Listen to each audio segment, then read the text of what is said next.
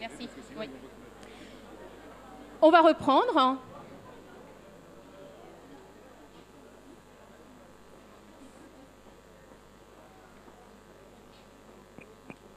On a deux réceptions qui nous attendent encore après à 19 h. Et là, je pense qu'il faudrait qu'on la loupe pas.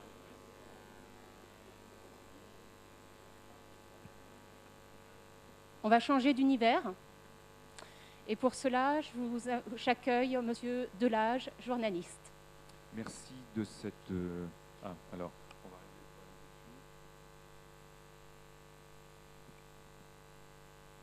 J'ai une solution de rechange. Non, là voilà, impeccable. Parfait. Merci Muriel. Effectivement, on change de registre. On va changer d'univers. Et quand on a, pour ceux qui ont entendu tout à l'heure André Braque, quand on dit changer d'univers, on est bien dans ce registre-là. On va parler d'un autre sujet. Oui, si je peux le dire, aussi important. Allez, les femmes et les sciences. Les femmes et les sciences, c'est vrai que c'est important. On pourrait se dire au départ, tiens, c'est un peu un sujet tarte à la crème, les femmes ici, là, etc. Et en fait, si on creuse bien les choses, et quand on entend les intervenants qu'on va entendre là maintenant, qui sont des femmes scientifiques, professeurs, de très haut niveau, et je suis ravi de pouvoir les accueillir, on va s'apercevoir que c'est un véritable sujet de société. Et on va voir où est-ce qu'on en est dans ces études, ce qui se passe, comment sont considérées les femmes, les jeunes femmes. Est-ce qu'elles vont maintenant vers les études scientifiques? Oui, non. Et une fois qu'elles y sont, est-ce qu'elles perdurent? Est-ce qu'elles y arrivent? Est-ce qu'elles arrivent à faire leur trou? C'est ça qui est important. Donc, je vous remercie. Je vous laisse la parole. Merci. Je vais vous garder le micro parce que je sens que je vais en avoir besoin tout à l'heure. Mais avant d'accueillir les femmes sur cette scène, je vais vous demander d'accueillir Christophe Léger, qui est le directeur de cette école d'ingénieurs orléanaise qui s'appelle Polytech. Christophe Léger.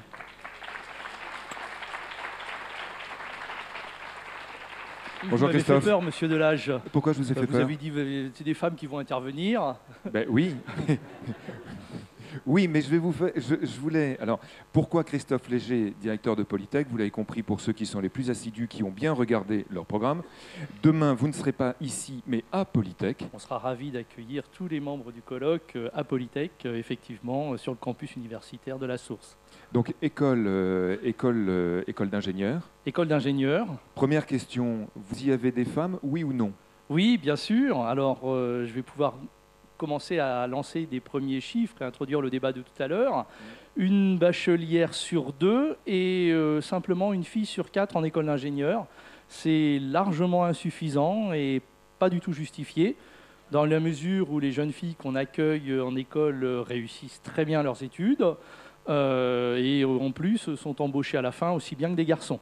Donc, aucune raison pour ne pas encourager les jeunes filles à poursuivre en école d'ingénieur. Donc, c'est-à-dire qu'il faut faire du marketing, de la publicité? Absolument. Vous m'enlevez ça de la bouche. Je me caractérise souvent comme le VRP des sciences. Je sais que vous savez très bien faire ça. Et du diplôme d'ingénieur. Et également le pourfendeur des idées reçues. Donc, bon, modestement, il y a en tout cas beaucoup de choses à faire dans ce domaine-là. Et vous avez des enseignantes? Oui. Aussi. Alors un peu plus que les jeunes filles, que la proportion de jeunes filles dans l'école. On a environ 30% de jeunes femmes enseignantes et enseignants-chercheurs dans notre école, oui. Eh bien, je vous laisse faire une présentation de Polytech, que vous connaissez évidemment par cœur. Ouais. On retrouvera tout à l'heure d'ailleurs, ici même à cette table ronde, votre prédécesseur. Ah oui, ça vous voyez, ça ne se traduit pas au féminin. Justement, j'avais un doute. De toute façon, ce ne serait pas très joli pour une décesseuse, ça ne va pas. Anne-Marie Joly qui sera avec nous. Donc je vous laisse quelques minutes de présentation, le temps qu'il vous faut pour présenter cette belle école d'ingénieurs. Vous m'arrêtez, vous le savez. Donc, bonjour à toutes et à tous. Polytech Orléans est une école interne de l'Université d'Orléans, qui fait partie également d'un réseau de 13 écoles d'ingénieurs en France, réparties sur tout le territoire, mais plutôt dans un axe nord-sud. Lille, Nantes, Paris, Orléans, Tours, Clermont-Ferrand, Annecy-Chambéry, Lyon, Nice, Marseille, Montpellier. Je dois arriver à 13 si j'en ai pas oublié une ou deux. Donc ce sont des écoles d'université, ce qui signifie que les enseignants de ces écoles sont des enseignants-chercheurs. Cette caractéristique-là, dit comme ça, c'est pas grand-chose, on se dit oui et alors. Et puis finalement, ça caractérise de manière très précise les écoles du réseau Polytech. Puisque nos enseignants sont également des enseignants-chercheurs, ce sont des chercheurs qui travaillent dans des laboratoires de recherche et qui sont en permanence en relation avec les meilleurs chercheurs du monde entier. Ce sont des chercheurs aussi qui utilisent du matériel scientifique de très haut niveau. Souvent, je dis du matériel scientifique remarquable, oui, qu'on ne trouve pas encore dans les entreprises qui nous embauchent nos ingénieurs, qui sont plutôt... ce matériel est utilisé en amont de ce qui se fera dans les 5, 10, 15 ans d'un point de vue industriel. Et donc, avoir comme enseignants des enseignants-chercheurs dans ces écoles du réseau Polytech, c'est une chance parce que ça forme des ingénieurs qui, d'un point de vue scientifique, sont très solides, qui, d'un point de vue scientifique, ont l'habitude, parce que ces chercheurs mettent à disposition leur matériel remarquable pour les TP, pour les projets, en stage également, mettent à disposition donc du matériel que nos élèves, que nos ingénieurs ont l'habitude d'utiliser, qu'ils ne retrouvent pas forcément dans l'industrie et sur lesquels ils s'appuient finalement quand ils ont des besoins. On a par exemple à Orléans une soufflerie dans laquelle on peut rentrer une voiture ou un petit avion à l'échelle 1,5. On a une salle blanche sur laquelle nos ingénieurs développent, fabriquent des circuits électroniques. On a des bancs moteurs sur lesquels les industriels français et européens viennent réaliser leurs recherches. Polytech Orléans a un partenariat avec Peugeot dans ce qu'on appelle un Open Lab. C'est très clairement la chose suivante. Les ingénieurs de chez Peugeot, la partie recherche de chez Peugeot, pour des questions budgétaires, de matériel, de stratégie, finalement externalisent la partie recherche dans des laboratoires de l'université, dans des laboratoires qui sont associés à l'école. Et finalement, ces matériels mis à disposition par l'industrie, mis à disposition par les chercheurs, sont utilisés en permanence par nos élèves. Et donc nos élèves sont capables d'être très solides scientifiquement et de répondre bien évidemment aux défis industriels que réclame, que nécessite et la population d'abord, parce que beaucoup de choses viennent des clients potentiels, et puis bien évidemment des industries. En termes de caractérisation de l'école, donc Polytech, comme toutes les écoles du réseau Polytech, c'est à peu près 1000 élèves ingénieurs, 150 enseignants-chercheurs, personnel administratif. C'est 250 ingénieurs diplômés par an. Le réseau Polytech se targue, avec d'autres bien sûr, mais d'être le plus grand réseau français qui forme des ingénieurs en France. Je parlais tout à l'heure d'idées reçues, je vais pouvoir en énoncer un certain nombre.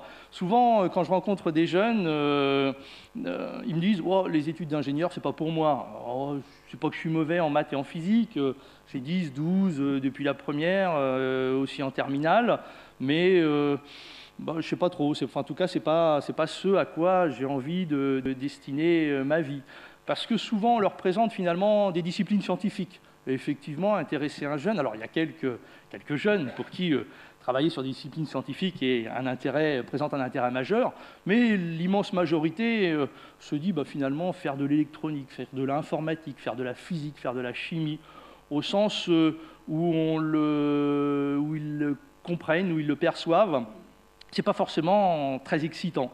Et nous, à Orléans, ce qu'on cherche à faire, c'est à rencontrer ces jeunes et plutôt que de leur parler de disciplines scientifiques, plutôt que de leur parler de ce qu'ils vont faire pendant les 3 ou 5 ans qu'ils vont passer avec nous, on préfère leur parler du métier d'ingénieur. Et on s'aperçoit finalement qu'en utilisant des mots simples, et définir le métier d'ingénieur, c'est quelque chose de très compliqué, parce qu'un jeune sait ce que c'est qu'un médecin, sait ce que c'est qu'un garagiste, sait ce que c'est qu'un banquier, mais il sait rarement ce que c'est qu'un ingénieur. Quand on arrive à définir avec des mots simples ce qu'est le métier d'un ingénieur, quelqu'un qui, bien évidemment, fait de la science, mais bien évidemment aussi rencontre des clients, des partenaires, localement, nationalement, internationalement, travaille à réaliser des applications que tout un chacun va retrouver sur un smartphone, travaille sur l'amélioration des moteurs à combustion pour pouvoir arriver à ce qu'on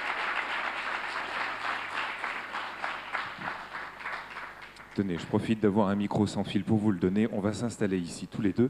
Alors, je vais faire le ménage tout de suite. Je remercie les gens qui ont eu la délicatesse de mettre ces jolies fleurs. Mais pour les gens qui sont au premier rang, je me suis aperçu que vous ne verriez que les fleurs et pas le visage des gens qui seront là. Ce serait dommage de s'en priver. Donc, on va faire comme ça. Voilà. Nalini, asseyez-vous. Alors, je vais continuer, peut-être au risque de continuer à vous faire rougir. Je vais faire ce qu'on appelle votre négyrique. Vous êtes prête? D'accord. Vous êtes enseignante à l'Université de Paris-Sud Orsay, enseignant-chercheur. Jusque-là, tout va bien. Cette année, d'ailleurs, vous donnez des cours à l'école normale. Oui, oui. C'est ça, hein, vous êtes à Normale Supérieure, Normale Sup, dont vous êtes issue d'ailleurs. Vous êtes une normalienne. Tout à fait. J'ai été à l'école normale supérieure entre 94 et 98. Bien. Et là, ça commence à devenir plus difficile. Médaille d'argent du CNRS. Vous me direz pourquoi tout à l'heure. Le prix Salem en 2010 pour vos travaux en mathématiques dans le domaine de l'analyse harmonique. Oui. Vous me dites si je me trompe, hein, stop, si ça ne va pas, vous appuyez sur le buzzer. Prix Jacques Herbrand de l'Académie des sciences en 2011. Prix Henri Poincaré en 2012 pour vos travaux en physique mathématique. C'est ça. C'est toujours juste. Et vous êtes ancienne vice-présidente de la Société mathématique de France de 2010 à 2012. Tout à fait. Qui est l'une des 3 sociétés savantes de maths en France. C'est ça, oui. Ouf, avec tout ça, bravo, on peut, s'il vous plaît.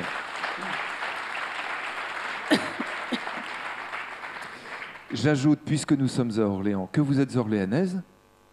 Vous y habitez encore Orléans ou pas? Non, non, j'habite vous habitez Paris près de mon lieu de travail, j'habite à Bure-sur-Yvette. D'accord. Mais oui, j'ai fait toute ma scolarité jusqu'au bac à Orléans-la-Source, plus précisément. D'accord, donc pour ceux qui savent, c'est au lycée Potier que vous avez fait. Non, au lycée Voltaire.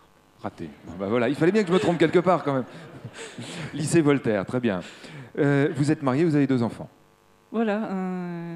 Et donc c'est là qu'on vous attend, maman, mère de famille, enseignant-chercheur, et on va se poser la question de savoir comment vous arrivez à tout concilier, à faire de la recherche, donc on l'a vu, à très haut niveau, avec une certaine réussite, et puis en même temps arriver à gérer une vie de famille, ce qui n'est quand même pas chose simple. J'ajouterai et je terminerai en disant que l'équation Schrödinger, qui donne le comportement des électrons dans l'atome, c'est votre sujet de travail privilégié, enfin pas en ce moment puisque vous enseignez à Normal, mais d'une façon générale. J'ai commencé à travailler sur ce sujet il y a une petite dizaine d'années, et c'est ça qui m'a occupé. C'est-à-dire que vous en avez encore pour 10 ans, ou vous en aurez jusqu'à votre mort, ou comment ça se passe? Non, je pense que j'aime bien quand même toucher à des choses assez variées. Je pense que là, je suis en train petit à petit de m'éloigner un peu de ce sujet. Parce que le comportement des électrons dans l'atome, il me semblait qu'on savait quand même déjà pas mal de choses sur le sujet. Donc vous cherchez quoi? Ça vous fait rire au premier rang. On va en parler tout à l'heure. Alors, qu'est-ce qu'on cherche quand on travaille sur peut-être je vais juste rappeler, même si dans ce public tout le monde probablement sait ce que c'est que l'équation de Schrödinger, mais c'est donc une équation qui a été inventée par Erwin Schrödinger en 1925. À cette époque-là, c'était déjà clair qu'on ne pouvait plus décrire les électrons comme des particules qui tournent autour du noyau des atomes comme des planètes, mais qu'il fallait trouver des nouvelles lois de la physique pour décrire ce qui se passait dans l'atome. Et Schrödinger a proposé une équation qui décrit les électrons comme étant non pas des particules, mais des ondes. Et cette équation tente de décrire la manière dont ces ondes se propagent. Alors au départ, il a testé son équation sur un atome très simple, l'atome d'hydrogène, et ça marchait très bien. Mais pour des systèmes plus compliqués, pour les gros atomes en particulier, on ne sait pas résoudre cette équation de manière explicite. Et en fait, on ne sait même pas forcément dire de manière très précise la manière dont ces ondes vont se localiser dans l'espace. Et ça a été le sujet de nombreux travaux de physique, mais aussi de mathématiques. Moi, ce que j'ai essayé de faire, c'est justement... Alors, en fait, quand je dis que je travaille sur l'équation de Schrödinger, je suis quand même une mathématicienne. Donc, pour moi, pour les mathématiciens, en fait, l'équation de Schrödinger, elle appartient à une famille d'équations plus vaste, qui sont les équations d'ondes. C'est-à-dire que pour un mathématicien, finalement, l'onde d'un électron, une onde sismique, une onde acoustique, c'est à peu près la même chose. C'est une équation. Toutes les équations décrivant ces ondes se ressemblent. Et finalement, les mathématiciens ont tendance à oublier un petit peu l'origine physique du problème pour essayer de démontrer des théorèmes sur l'équation elle-même. Moi, ce que j'ai essayé de faire, donc quand on a une onde qui se propage dans une géométrie compliquée, par exemple, on peut penser à un très gros atome, ou on peut aussi penser à une onde acoustique qui se propage dans un amphithéâtre ayant une géométrie compliquée. On ne sait pas vraiment décrire la manière dont elle va se propager, parce qu'il va y avoir des interférences compliquées qui vont se produire. On ne sait pas les mettre, on ne sait pas les décrire avec des théorèmes très précis. Et moi mon idée, puisque dans ma thèse j'avais étudié les systèmes dynamiques et la théorie du chaos, ça a été d'essayer d'utiliser les concepts de la théorie du chaos pour décrire la manière dont les ondes se propagent dans une géométrie compliquée. Alors je vais vous arrêter parce que je sens que je pourrais vous laisser, on va faire autre chose, on va boire un verre à la mairie, on revient, vous seriez toujours aussi passionné. Je voudrais vous poser une question pour recentrer sur notre débat des femmes et de la science aujourd'hui. À quoi ressemble une journée de Nalini quand elle, entre le matin et le soir? Il s'est passé quoi? Entre les bouts de choux, la maison, le labo, les étudiants? Au début, en début de journée, on s'occupe des petits, effectivement. Ouais. On les amène à l'école ou chez l'assistante maternelle. Et après, on a l'esprit plus libre pour commencer à faire des mathématiques. Alors les mathématiques ont ceci de particulier qu'une grande partie du travail se fait avec du papier et un stylo, ou même sans rien. Donc on peut travailler... Avant d'avoir des enfants, j'aimais bien rester travailler à la maison. Maintenant, il y a un petit peu trop de jouets partout, donc j'ai tendance à aller plutôt au labo travailler. Je suis à mon bureau, tantôt je réfléchis avec mon papier et mon stylo, tantôt je vais à la bibliothèque consulter la bibliographie liée au sujet. J'ai de temps en temps des cours à donner. Je peux aller assister à des séminaires ou moi-même donner des exposés. Donc, mais c'est quand même... En particulier, moi, je ne fais pas du tout de sciences expérimentales. C'est vraiment un travail purement théorique. Et ça laisse une très grande souplesse d'organisation, puisque je peux décider de m'arrêter de travailler, de m'interrompre, par exemple, entre 16h et 19h ou 16h et 20h. Oui, hormis vos cours, finalement, qui arrivent à horaire particulier. Si on veut comparer avec les chercheurs dans les sciences expérimentales, je pense que c'est une organisation plus souple. Ce qui est bien parce que ça permet de gérer plus facilement la vie de famille, mais évidemment il y a aussi l'écueil qu'on peut avoir tendance à... Et les statistiques montrent que les mathématiciennes, une fois qu'elles ont des enfants, passent beaucoup moins d'heures sur leurs recherches. Mais ce qui finalement peut paraître assez logique. C'est grave en soi, ou est-ce que simplement, je veux dire par là, est-ce que simplement ça retarde le temps d'expérimentation et de l'échéance à laquelle vous allez peut-être trouver quelque chose, ou est-ce que véritablement c'est dommageable pour votre carrière de scientifique? En ce qui me concerne, j'ai eu mes enfants tard, donc j'ai eu mes enfants alors que j'étais déjà professeure d'université, et j'ai l'impression en ce moment de vraiment décider moi-même la manière dont j'équilibre ma vie. J'entends quand même des collègues qui ont eu des enfants plus jeunes dire qu'elles ont vraiment l'impression que ça retarde leurs travaux et donc leur carrière, et elles aimeraient avoir un peu plus de compréhension de la part des collègues masculins et un peu plus de... Alors justement, Parce qu'il faut dire aussi qu'en mathématiques, on est vraiment très peu de femmes. Enfin, c'est de l'ordre en mathématiques pures, c'est de l'ordre de 10%. Donc, c'est, comme je disais un petit peu plus tôt dans la journée, dans une journée typique, je rencontre quasiment aucune femme. Donc, on a du mal, quand on est dans un moment où on ressent ce genre de frustration, on a du mal à trouver des interlocuteurs. Alors justement, cet environnement que vous décrivez, il est très masculin. Est-ce que ça vous gêne? Quel effet est-ce que ça peut avoir sur la relation que vous avez aux autres scientifiques et notamment aux autres mathématiciens? Ça changerait quoi d'avoir plus de femmes? Jusqu'à récemment, je ne me suis pas posé beaucoup de questions sur le sujet, parce que j'avais toujours, depuis la classe prépa, j'avais toujours été dans un environnement quasiment exclusivement masculin, et j'avais un peu probablement accepté ça comme quelque chose de normal.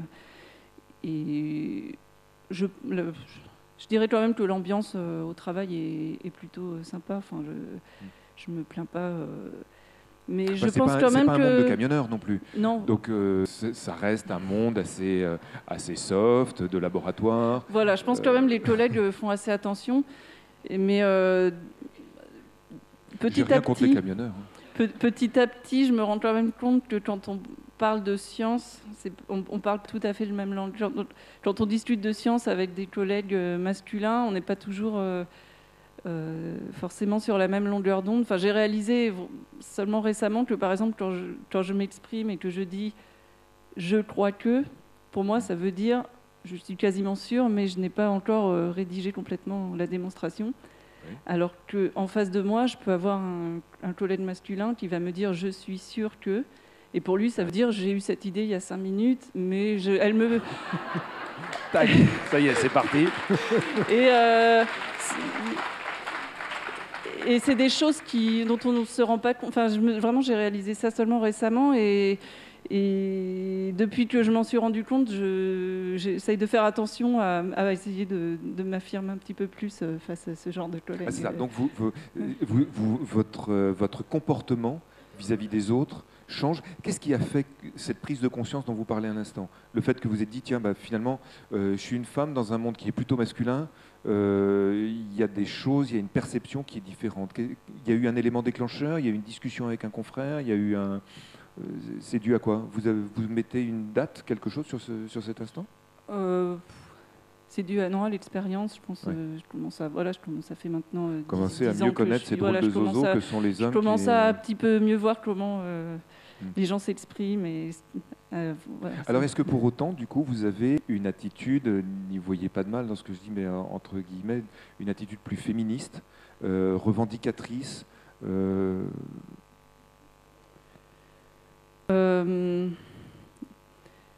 Jusqu'à présent, je ne me suis pas énormément investie dans la cause des femmes, le soutien des femmes scientifiques. Je suis très partante pour des actions en faveur dans les lycées, parce que je pense que c'est vraiment auprès des jeunes qu'il faut essayer de cibler les actions. Et puis... Mais finalement, est-ce que c'est grave qu'il y ait si peu de femmes? J'entends, quel serait le nouvel équilibre? Je reposerai la question à la table ronde. Quel serait le nouvel équilibre? Qu'est-ce que vous trouveriez de différent ou qu'est-ce qui vous manque aujourd'hui dans ce déséquilibre que vous constatez? Moi, je pense quand même comme l'a constaté Christophe Léger tout à l'heure, il y a même, je pense, un petit peu plus de bachelières que de bacheliers. Les filles jusqu'au lycée réussissent plutôt mieux que les garçons. Et puis après, elles se détournent d'études qui mènent à des bons métiers. Et il y a un gâchis derrière ça. Moi, c'est surtout... il y a un manque d'information. Je pense que ça prouve qu'il y a un manque d'information des jeunes filles. Et ça veut dire que les jeunes filles... on ne donne pas les mêmes chances aux jeunes filles et aux jeunes hommes. Après, pour la science... On ne leur donne pas les mêmes chances ou elles ne veulent pas prendre ces mêmes chances? Je pense qu'il y a pour beaucoup un manque d'information, un manque de soutien et d'encouragement, en particulier de la part des parents. Et puis, je pense que beaucoup auraient juste besoin d'un petit encouragement. J'ai souvent eu des étudiantes très brillantes qui me disaient j'aime beaucoup les mathématiques, j'adorerais faire de la recherche en mathématiques, mais je ne me sens pas assez sûre de moi.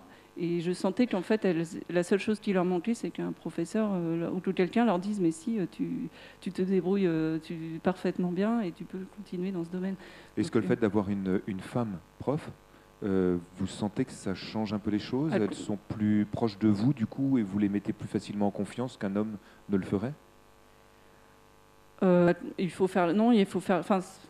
Il ne suffit pas d'être une femme prof, il faut, je pense, faire l'effort. Oui, il faut être convaincu en plus et avoir envie de faire l'effort. Mais j'imagine que comme beaucoup d'autres, peut-être que vous en parlez d'ailleurs avec d'autres confrères, consoeurs, pardon, vous voyez, lapsus révélateur.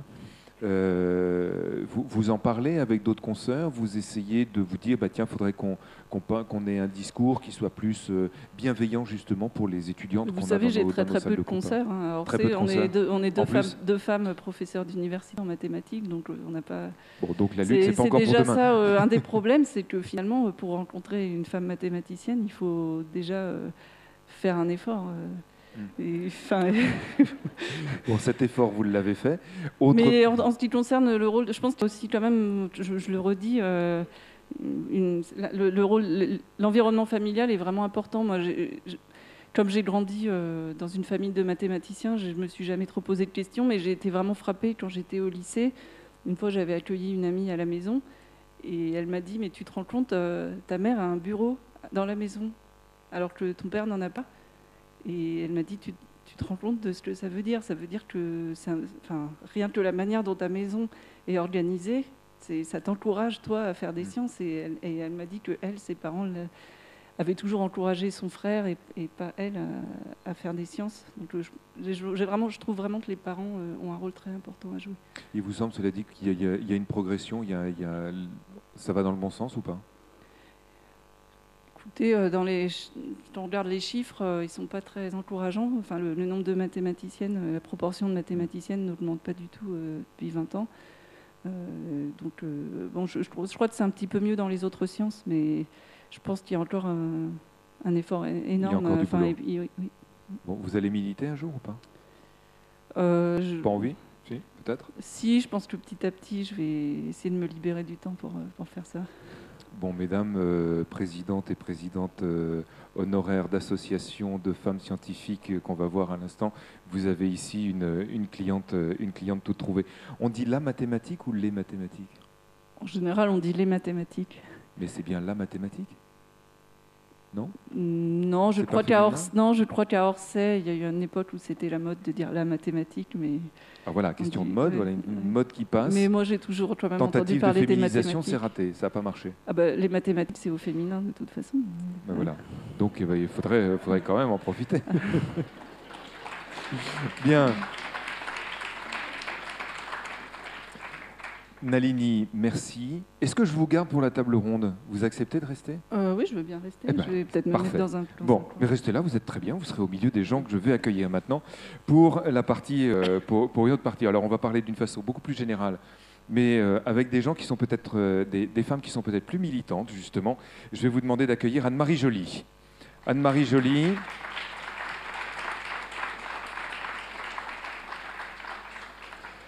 Anne-Marie, prenez place, prenez un micro. Anne-Marie qui est professeure émérite à Polytech Orléans et ancienne directrice de Polytech. Quand je disais de Christophe Léger tout à l'heure qu'il y avait ici même sa prédécesseur, c'était de vous dont je parlais. Merci d'être avec nous. Et quand je parle de femmes militantes, vous en êtes une puisque vous représentez l'association Femmes Ingénieurs en région Centre. C'est bien ça ? Totalement. Est-ce que vous représentez quelque chose, autre association Non ? Celle-là vous prend déjà pas mal de temps ? Non, mais pour cette table ronde, je représente Femmes Ingénieurs, mais je suis aussi présidente d'Ingénieurs et Scientifiques du Loiret, qui est l'émanation locale du Conseil national des ingénieurs et scientifiques français. Voilà. Anne-Marie Joly.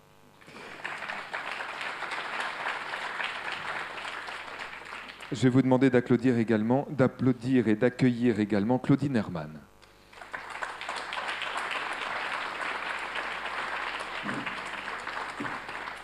Alors, Claudine Herman, c'est pareil. Alors là, prenez place, accrochez-vous.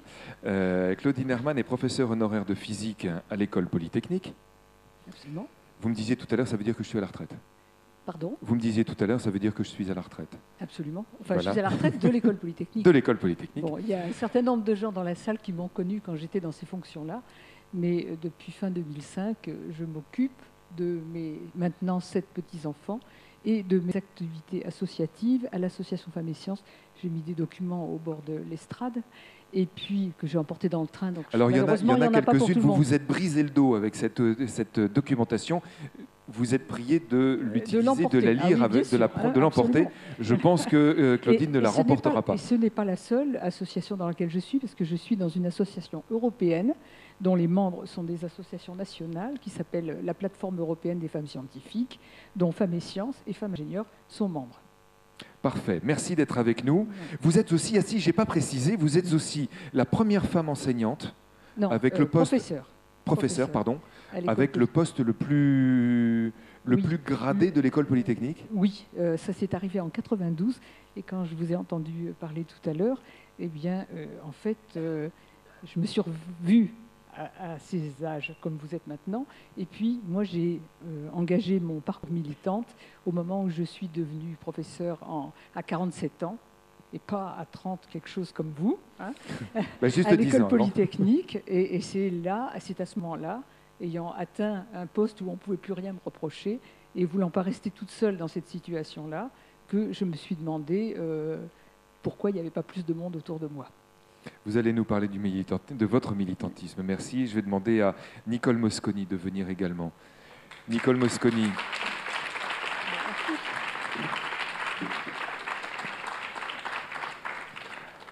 J'ai lu sur l'invitation que vous êtes professeur émérite en sciences de l'éducation à Paris 10 Nanterre, professeur E, avec un E, bien entendu, et vous êtes spécialisé dans la mixité dans le système scolaire. Oui.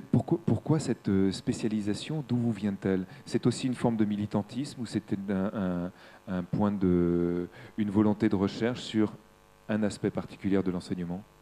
C'était les deux, en général. Les deux? Me voilà au gradé. Et ça date d'il y a longtemps? Cette volonté, justement, de décliner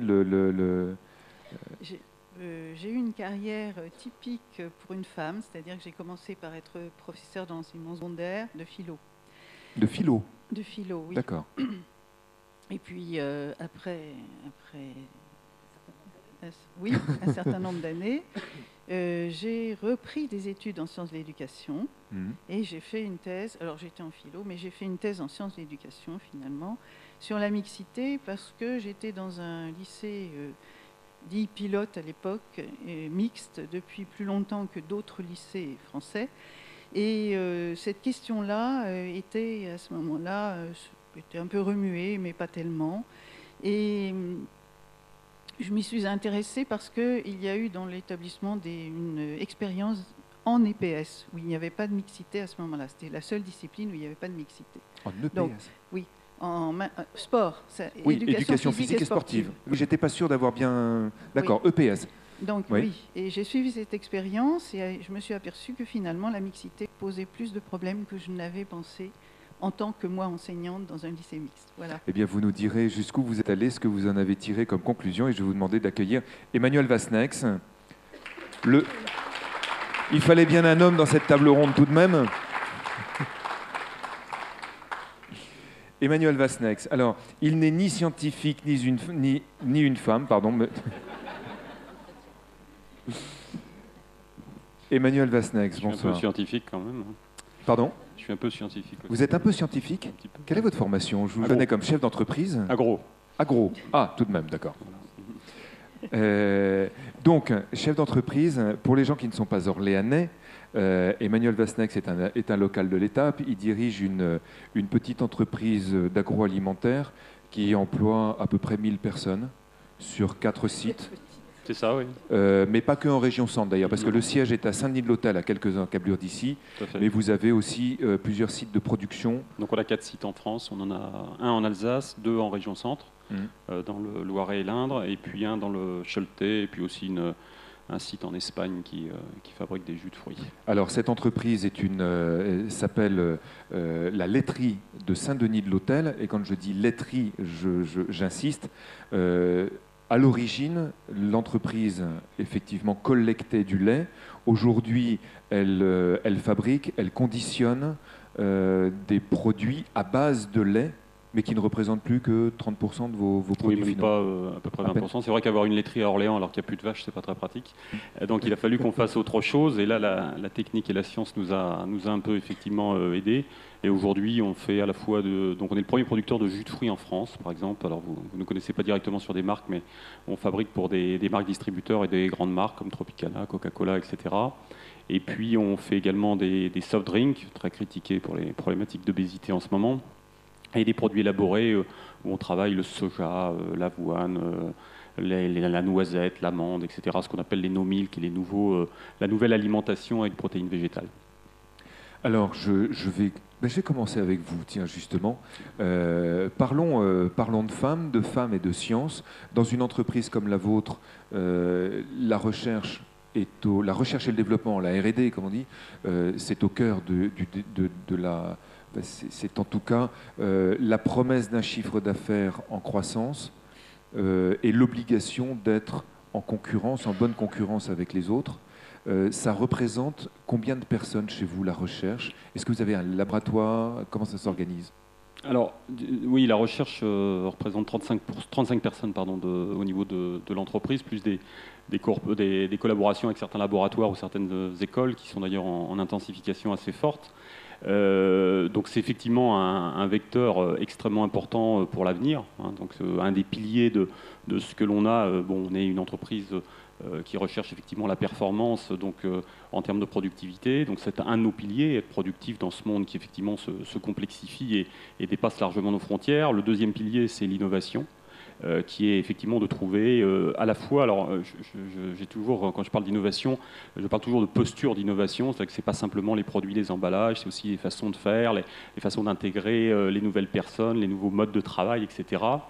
Et puis le troisième pilier, c'est effectivement le lien et la responsabilité, enfin ce qu'on appelle beaucoup, il y a un mot un peu qui est employé un peu à toutes les sauces, qui est le développement durable. Moi, je préfère parler de développement responsable, c'est-à-dire que le lien qu'on va créer en fait avec à la fois toute la diversité qu'on peut avoir dans les entreprises et je pense qu'on parlera des problématiques hommes-femmes, mais il n'y a pas que des problématiques hommes-femmes, il y a des problématiques de race, de couleur, qu'on a à vivre aujourd'hui sur des métiers qui sont sur un spectre extrêmement important. Et je crois que alors, je suis toujours très surpris quand, d'abord, on m'appelle beaucoup quand il y a des conférences à faire sur la relation avec les femmes et l'entreprise, comment elles sont intégrées, etc.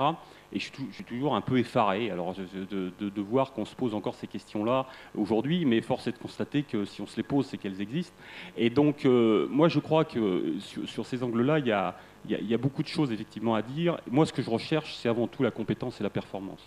C'est-à-dire qu'aujourd'hui, je ne cherche pas un homme, une femme, je cherche quelque chose qui va répondre à un moment à des besoins qu'a l'entreprise aujourd'hui, mais aussi à des besoins que l'on peut avoir demain.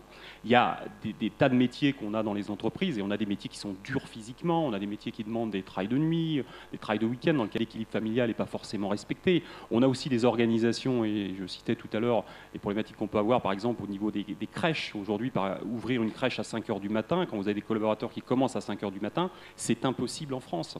Donc, et pourtant, moi, j'ai des collaboratrices qui commencent à 4h45 parce qu'il faut être au travail. Donc ça veut dire qu'on coupe en fait par les organisations qu'on peut mettre en place un certain nombre de choses qui pourraient permettre de rendre la vie plus simple, l'organisation de la vie de famille, de la vie de couple, etc., de façon beaucoup plus importante. Alors, et je finirai là-dessus. Dernier point, c'est la relation avec effectivement le monde de la science. Alors, moi, quand je suis venu dans notre entreprise, je peux parler du site de Saint-Denis-de-l'Hôtel, on a 45% de femmes. On n'est pas tout à fait la parité, mais on s'en apparente. On a à peu près 30% de notre comité de direction qui est féminin. Et on a également, sur la partie innovation R&D, aujourd'hui, c'est plus de 70% des personnes qui sont effectivement féminines. Mais vous êtes vigilant à ça ou c'est un fait du hasard ? Je ne dirais pas qu'on est vigilant. Alors je dirais d'abord, j'ai ma petite sœur qui travaille avec moi et qui est aux ressources humaines, donc elle est très vigilante par contre.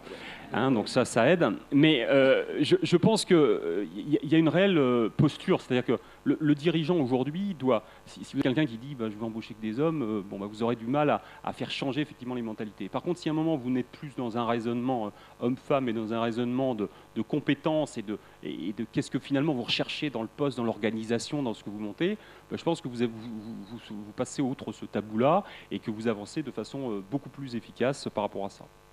Claudine Hermann, je vous ai vu opiner du chef tout à l'heure quand Emmanuel Vasnex parlait justement de cet équilibre dans l'entreprise.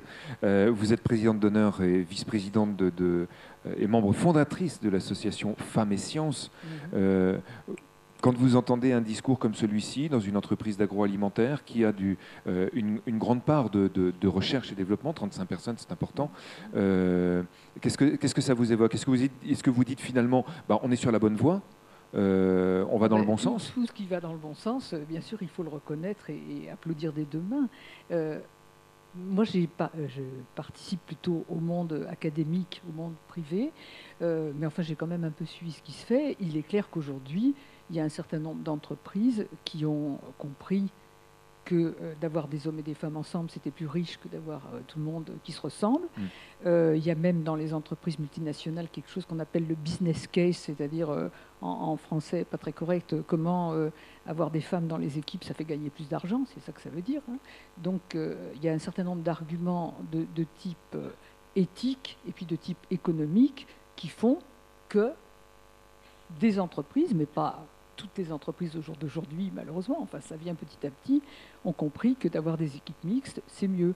Alors après, effectivement, comme vous l'avez souligné tout à l'heure, une fois qu'on l'a dit, il faut aussi assurer des conditions qui permettent aux femmes de pouvoir s'intégrer de manière vivable, enfin convenable, dans ces entreprises. En particulier, vous avez soulevé le problème des crèches qui est très difficile, mais il y a aussi le problème des réunions à point d'heure qui se terminent à 1h où on devrait aller chercher les enfants à l'école. Donc, si on veut avoir des femmes, il faut aussi assurer des conditions pour qu'elles soient bien dans ce monde du travail-là. Et je pense que dans le privé, il y a plus d'efforts que dans le public en ce moment sur ce genre de sujet.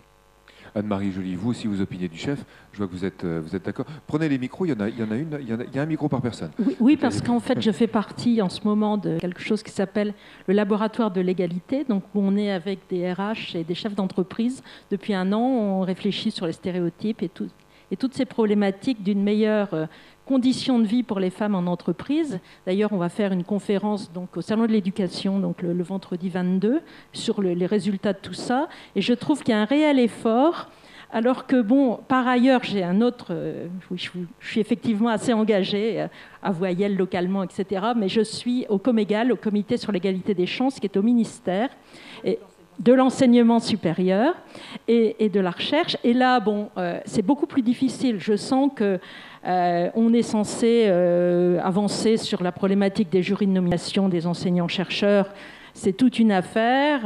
On a du mal, au niveau de la nouvelle loi sur l'enseignement supérieur, à obtenir ce qui avait été réellement promis. On a écrit une charte qui a été signée donc, l'année dernière en janvier. On se demande ce qu'elle est vraiment appliquée. Et honnêtement, je pense qu'il y a des efforts à faire dans ces domaines. En fait, dans le secteur public, il y a quand même un moteur qui est normal, qui est le profit, l'argent. Et une fois que l'idée que d'avoir davantage de femmes, c'est bon pour l'économie, c'est bon pour le système, les gens adoptent réellement des attitudes plus constructives, alors que dans le système public, il n'y aura pas plus de publications s'il y a une personne nommée de plus dans le comité de recrutement, ça ne fera pas gagner plus d'argent à l'État. Donc il faut convaincre les collègues qui sont déjà dans les places et à qui on va demander de se pousser gentiment, ce qui ne va pas leur plaire tout de suite. Et il n'y a pas d'argument économique massu pour leur dire, si vous ne le faites pas, le système s'écroule. Mais Emmanuel Vasnex, c'est bien d'avoir des femmes dans une équipe, c'est bon pour l'économie. Qu'est-ce que ça change? Oui, ça se voit pas, je veux dire, vous les mettez pas sous cloche. Non, mais je pense que c'est la diversité qui est intéressante. Je crois qu'elle est valable pas que sur les problématiques hommes-femmes, comme je le disais tout à l'heure. Il y a aujourd'hui une espèce, dans certaines entreprises, une espèce aussi de chasse aux personnes qui ont plus de 50 ans. Alors si en plus c'est des femmes de plus de 50 ans, c'est très compliqué. Non, je crois qu'aujourd'hui, ce qu'il faut toujours, et on part en fait finalement... Enfin, moi, c'est mon raisonnement de chef d'entreprise. On part de la vision des valeurs qu'on a dans l'entreprise, du sens qu'on veut donner à l'entreprise, et ensuite on va inscrire les moyens qu'il y a par rapport à tout ça, et de trouver partout les meilleures compétences et comment on les fait évoluer. Après, quand on a envie de garder quelqu'un parce qu'il est compétent, vous savez, on trouve toujours les moyens de le garder et d'adapter son temps de travail. Moi, j'ai des gens qui travaillent en télétravail parce que certains sont localisés, donc les époux sont localisés à Marseille ou des choses comme ça. Et bien, on trouve des compromis parce que effectivement la compétence est là à ce moment-là. Et je pense que beaucoup de choses aujourd'hui, on est d'abord sur des vieux clichés. On est aussi, et ça je voulais quand même le dire parce que je suis dans un monde très scientifique, moi je suis frustré d'une chose importante et qui est là encore, pas un débat homme-femme. J'ai ce qu'on appelle aujourd'hui une ETI qui est assez prisée, enfin tout du moins en théorie, parce que dans l'application c'est un petit peu différent par les mesures qu'on peut voir. C'est une entreprise de taille intermédiaire. Une entreprise de taille intermédiaire. On rencontre beaucoup d'écoles, on fait venir les gens, on passe beaucoup de temps, moi personnellement, à expliquer notre métier. J'ai pratiquement jamais de demande de stage dans nos entreprises, de la part du monde scientifique, que ce soit hommes, femmes, etc. Donc, et là, je parle plutôt d'écoles supérieures, alors qu'on a des vrais sujets de fond à traiter, etc.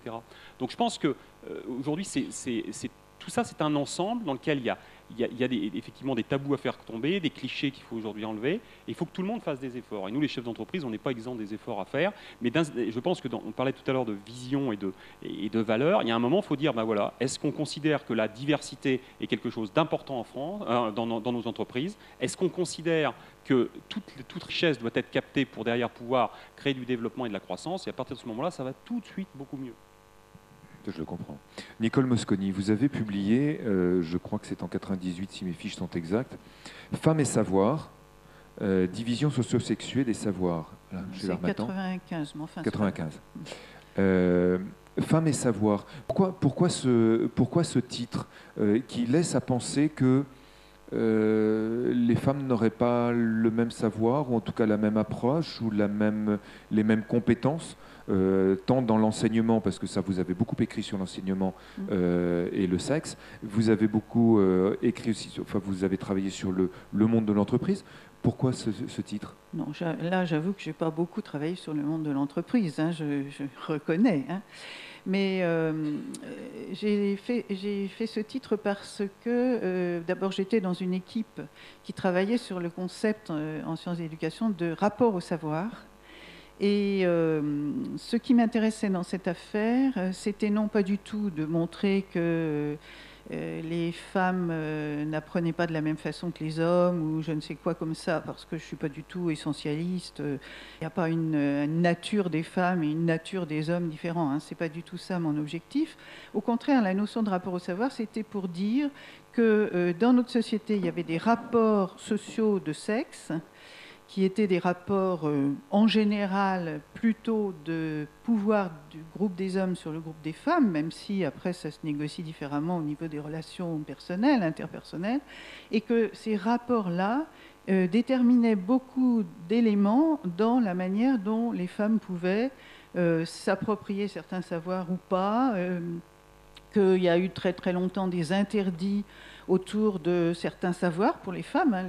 Les femmes étaient faites pour, entre guillemets, hein, les savoirs pratiques et pas les savoirs théoriques, par exemple. Ça a duré très longtemps, pendant Quand tout vous le dites 19e des interdits, siècle. c'est vraiment qu'il y avait des filières qui leur étaient... Alors, bon, il y avait simplement que les femmes n'avaient pas accès, par exemple, au lycée. Hein. Pendant tout le 19e siècle, les femmes ne pouvaient pas accéder au lycée. Après, quand elles ont eu accès à la fin du 19e siècle, ce n'étaient pas les mêmes programmes que le lycée de garçons. Et en particulier pour les sciences, là c'était merveilleux parce que c'était très peu de maths et très peu de physique. D'ailleurs on appelait ça plutôt les sciences de la nature, hein, comme ça de façon... Et surtout des éléments, hein, pas trop parce que sans ça, ça allait les empêcher d'avoir des enfants. Hein. C'était ça, ça limitait la procréation, de faire des maths et de la physique. Vous parlez de et quelle en plus époque, de là ça... De quelle époque parlez-vous? Jusqu'en 1924, oui, un micro. Jusqu'en 1924. Les programmes sont devenus les mêmes à ce moment-là. Et la possibilité, quand on était au lycée, de passer le baccalauréat, bon, c'était un peu possible avant, mais là, ça devenait vraiment le diplôme à la fin, alors qu'avant, c'était une fin d'études, un diplôme de fin d'études. On peut peut-être dire ça pour nos amis enseignants qui sont dans la salle. Donc, jusqu'en 1924, dans les lycées de filles, il y avait 2 années d'études de moins que les lycées de garçons. Oui. Donc évidemment, à la fin des études, les filles n'étaient pas armées, avec des programmes différents en plus, pour passer le baccalauréat, donc pas non plus pour aller dans les études supérieures. Bien sûr. Non, mais le problème, c'était ça. Hein. Quand on a créé l'enseignement secondaire jeunes filles à la fin du 19e siècle, le but, c'était de les empêcher d'aller à l'université. Et effectivement, à l'époque, c'était plutôt des étrangères qui allaient à l'université, c'est pour ça Marie Curie, et pas des Françaises. Hein. Bon.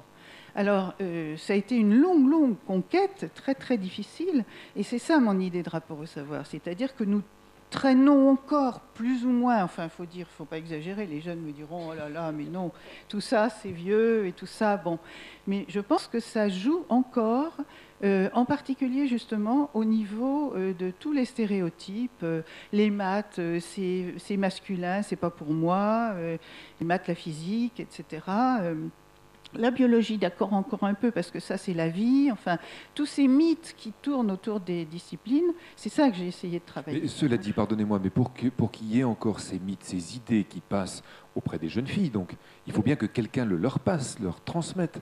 Qui le leur transmet? Pas leurs parents aujourd'hui, à cette génération. Ou je suis complètement... Les parents, je pense que ça a été dit tout à l'heure, hein, ça dépend des familles. Enfin, les parents de Nalini, en l'occurrence, c'était tous les deux mathématiciens. Oui, mais je pensais à sa copine. C'est ce que vous nous avez dit.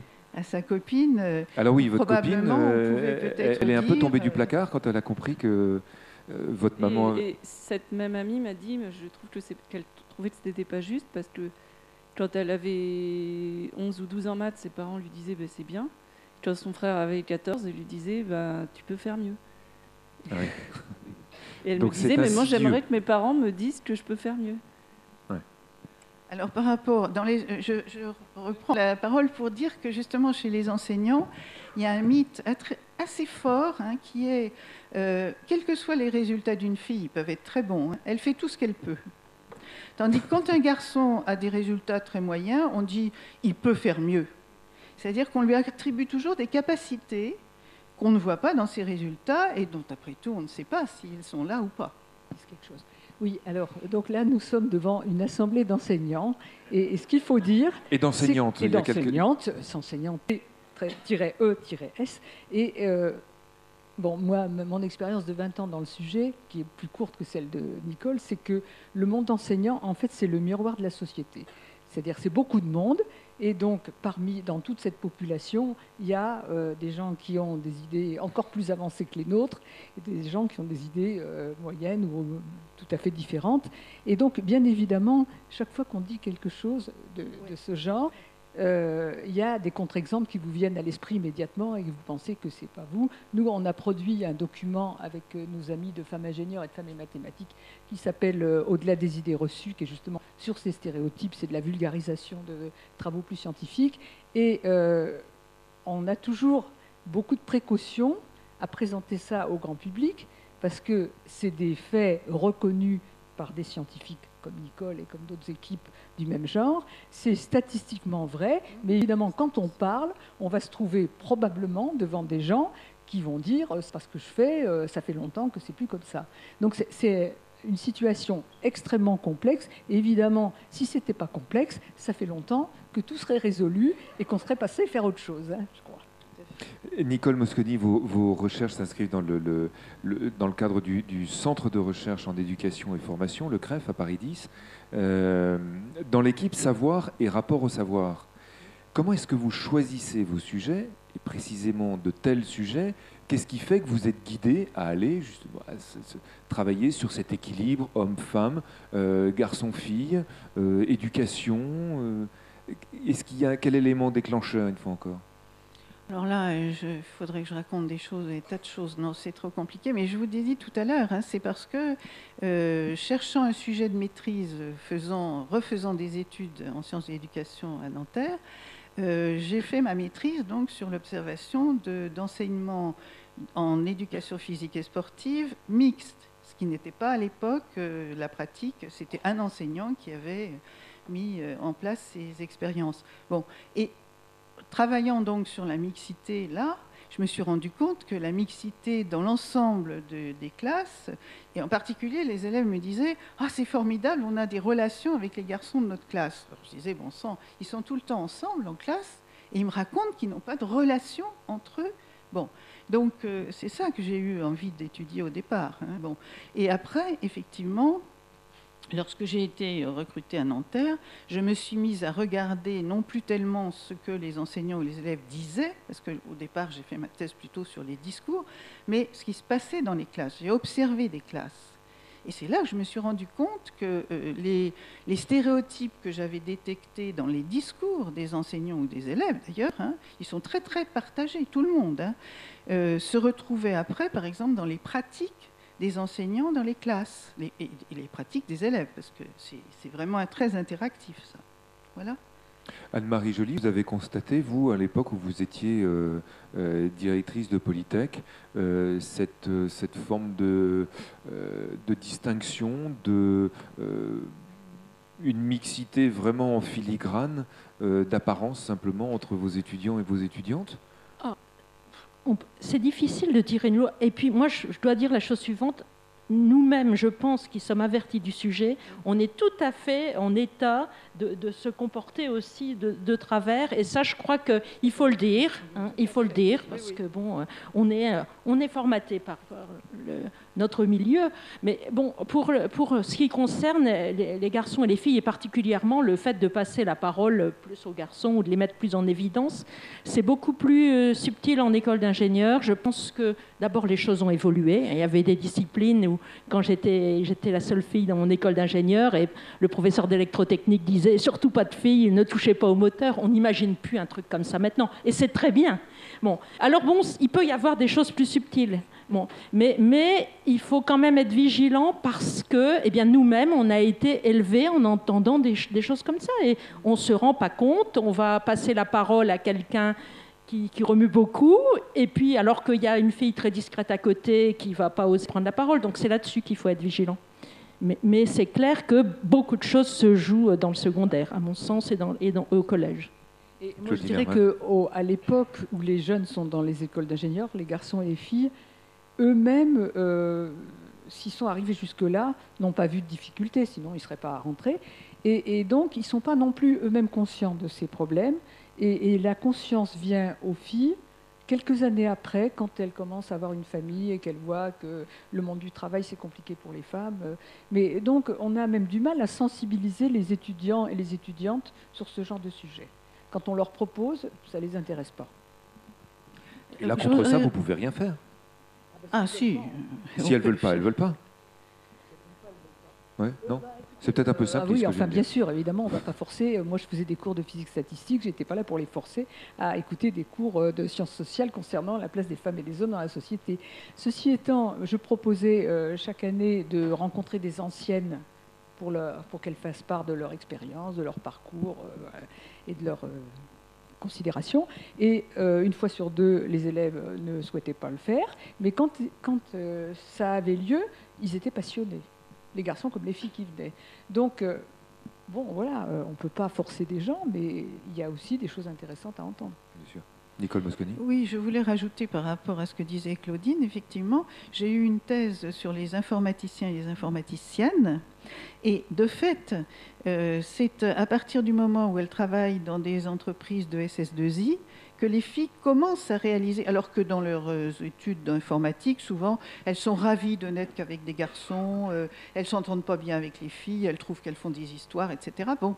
Et puis tout d'un coup, quand elles se trouvent dans l'entreprise, où elles se rendent compte là qu'elles n'ont pas les missions que l'on offre à leurs chers collègues masculins, hommes, eh bien, alors très souvent, elles remettent ça sur des traits personnels.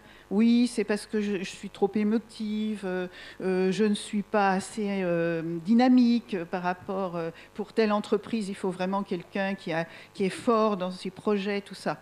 Au lieu de penser que là, on est sur quelque chose qui est systémique, qui est une discrimination, c'est là que c'est très important justement de faire des groupes de réflexion, parce que c'est là qu'on peut prendre conscience d'un certain nombre de discriminations qu'on peut très bien expliquer de manière très, comme autrefois, enfin avant le féminisme, les femmes pensaient que si elles étaient hystériques, je sais pas quoi, c'était leur problème personnel. Et elles se sont rendues compte que si vraiment elles étaient toutes hystériques, c'est qu'il y avait quand même sûrement un problème général.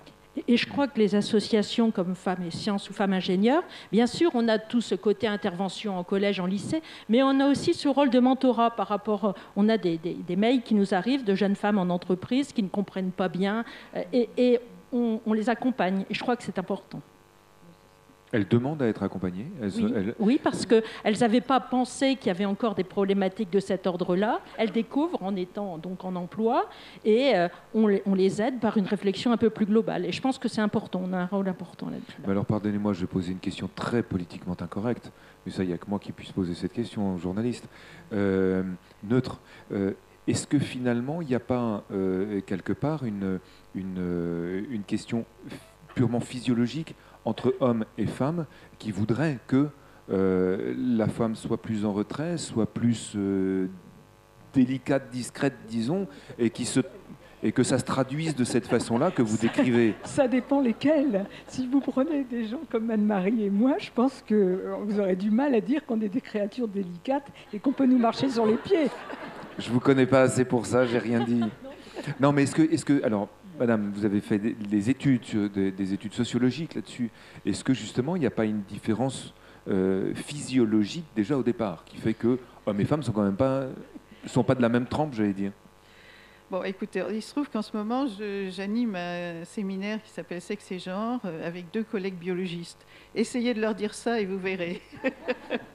Non, je crois vraiment que les explications biologisantes de tout ce qui pourrait être l'inégalité entre les femmes et les hommes, aujourd'hui quand même, ça ne tient plus. Hein, bon, je vais vous donner un petit exemple mathématique. Donc en France, comme vous l'avez expliqué, il y a une minorité de femmes qui font des mathématiques dans l'enseignement supérieur, en dessous de 20%, à peu près 20%. En Italie, il y en a 60%. Ah bon? Oui.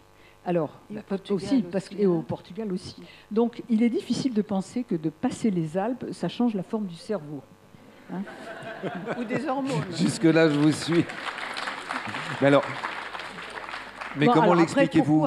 Pourquoi? Ah ben voilà, forcément, c'est la question qui suit. Parce que la façon dont on considère cette discipline n'est pas la même. En France, c'est le top du top. Et dans ces pays latins, les mathématiques sont plutôt considérées comme une discipline de service pour d'autres choses qui sont plus nobles. Ah ben donc dites donc, c'est pas très flatteur pour le genre féminin, ça, ce que vous me dites? Non, mais c'est une question de considération culturelle.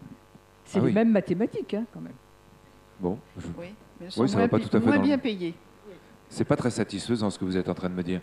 Emmanuel Vasnex, dans votre entreprise, alors vous avez une bonne forme de parité, c'est votre sœur qui gère le coup, on a compris, qui met un peu de féminisme dans cette entreprise. Est-ce qu'elle est regardante? Alors, je parle des recherches et développement. Parmi les 35 chercheurs ou scientifiques que vous avez ou affiliés, c'est quoi la proportion? C'est à peu près moitié-moitié? Non, c'est plus de 70% de femmes. 70% de femmes, pardon. Mais c'est aussi des postes sur lesquels, de façon paradoxale, on a beaucoup de mal à trouver des hommes. Ah. C'est-à-dire que, en fait... Et pourquoi ces scientifiques qui sont quoi? Ils sont plutôt physiques? Non, il y a des raisons qui ont été données. C'est des postes sur lesquels on a peut-être plus fait...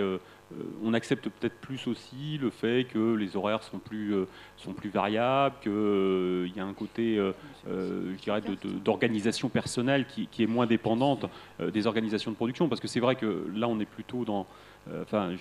j'écoute attentivement et moi j'ai 2 commentaires. D'abord, on est plutôt effectivement dans quelque chose, dans des parcours de gens qui ont plutôt réussi. On a aussi des parcours de gens, hommes comme femmes, qui n'ont pas toujours réussi. Hein. C'est-à-dire qu'on a des fois des gens, y compris d'ailleurs, le pire étant... alors, je n'ai pas d'exemple, mais j'en ai un très concret sur quelqu'un qui a fait 8 ans d'études des arts et qui finit pilote de machine. Je peux vous dire qu'on génère une frustration, mais qui est exceptionnelle, quoi. Ces gens-là, on les a cassés, et après, à nous, chefs d'entreprise, on dit tiens, c'est bizarre, vous ne donnez pas du goût, la vie, du sens, etc. Le problème, on ne l'a pas généré quand même.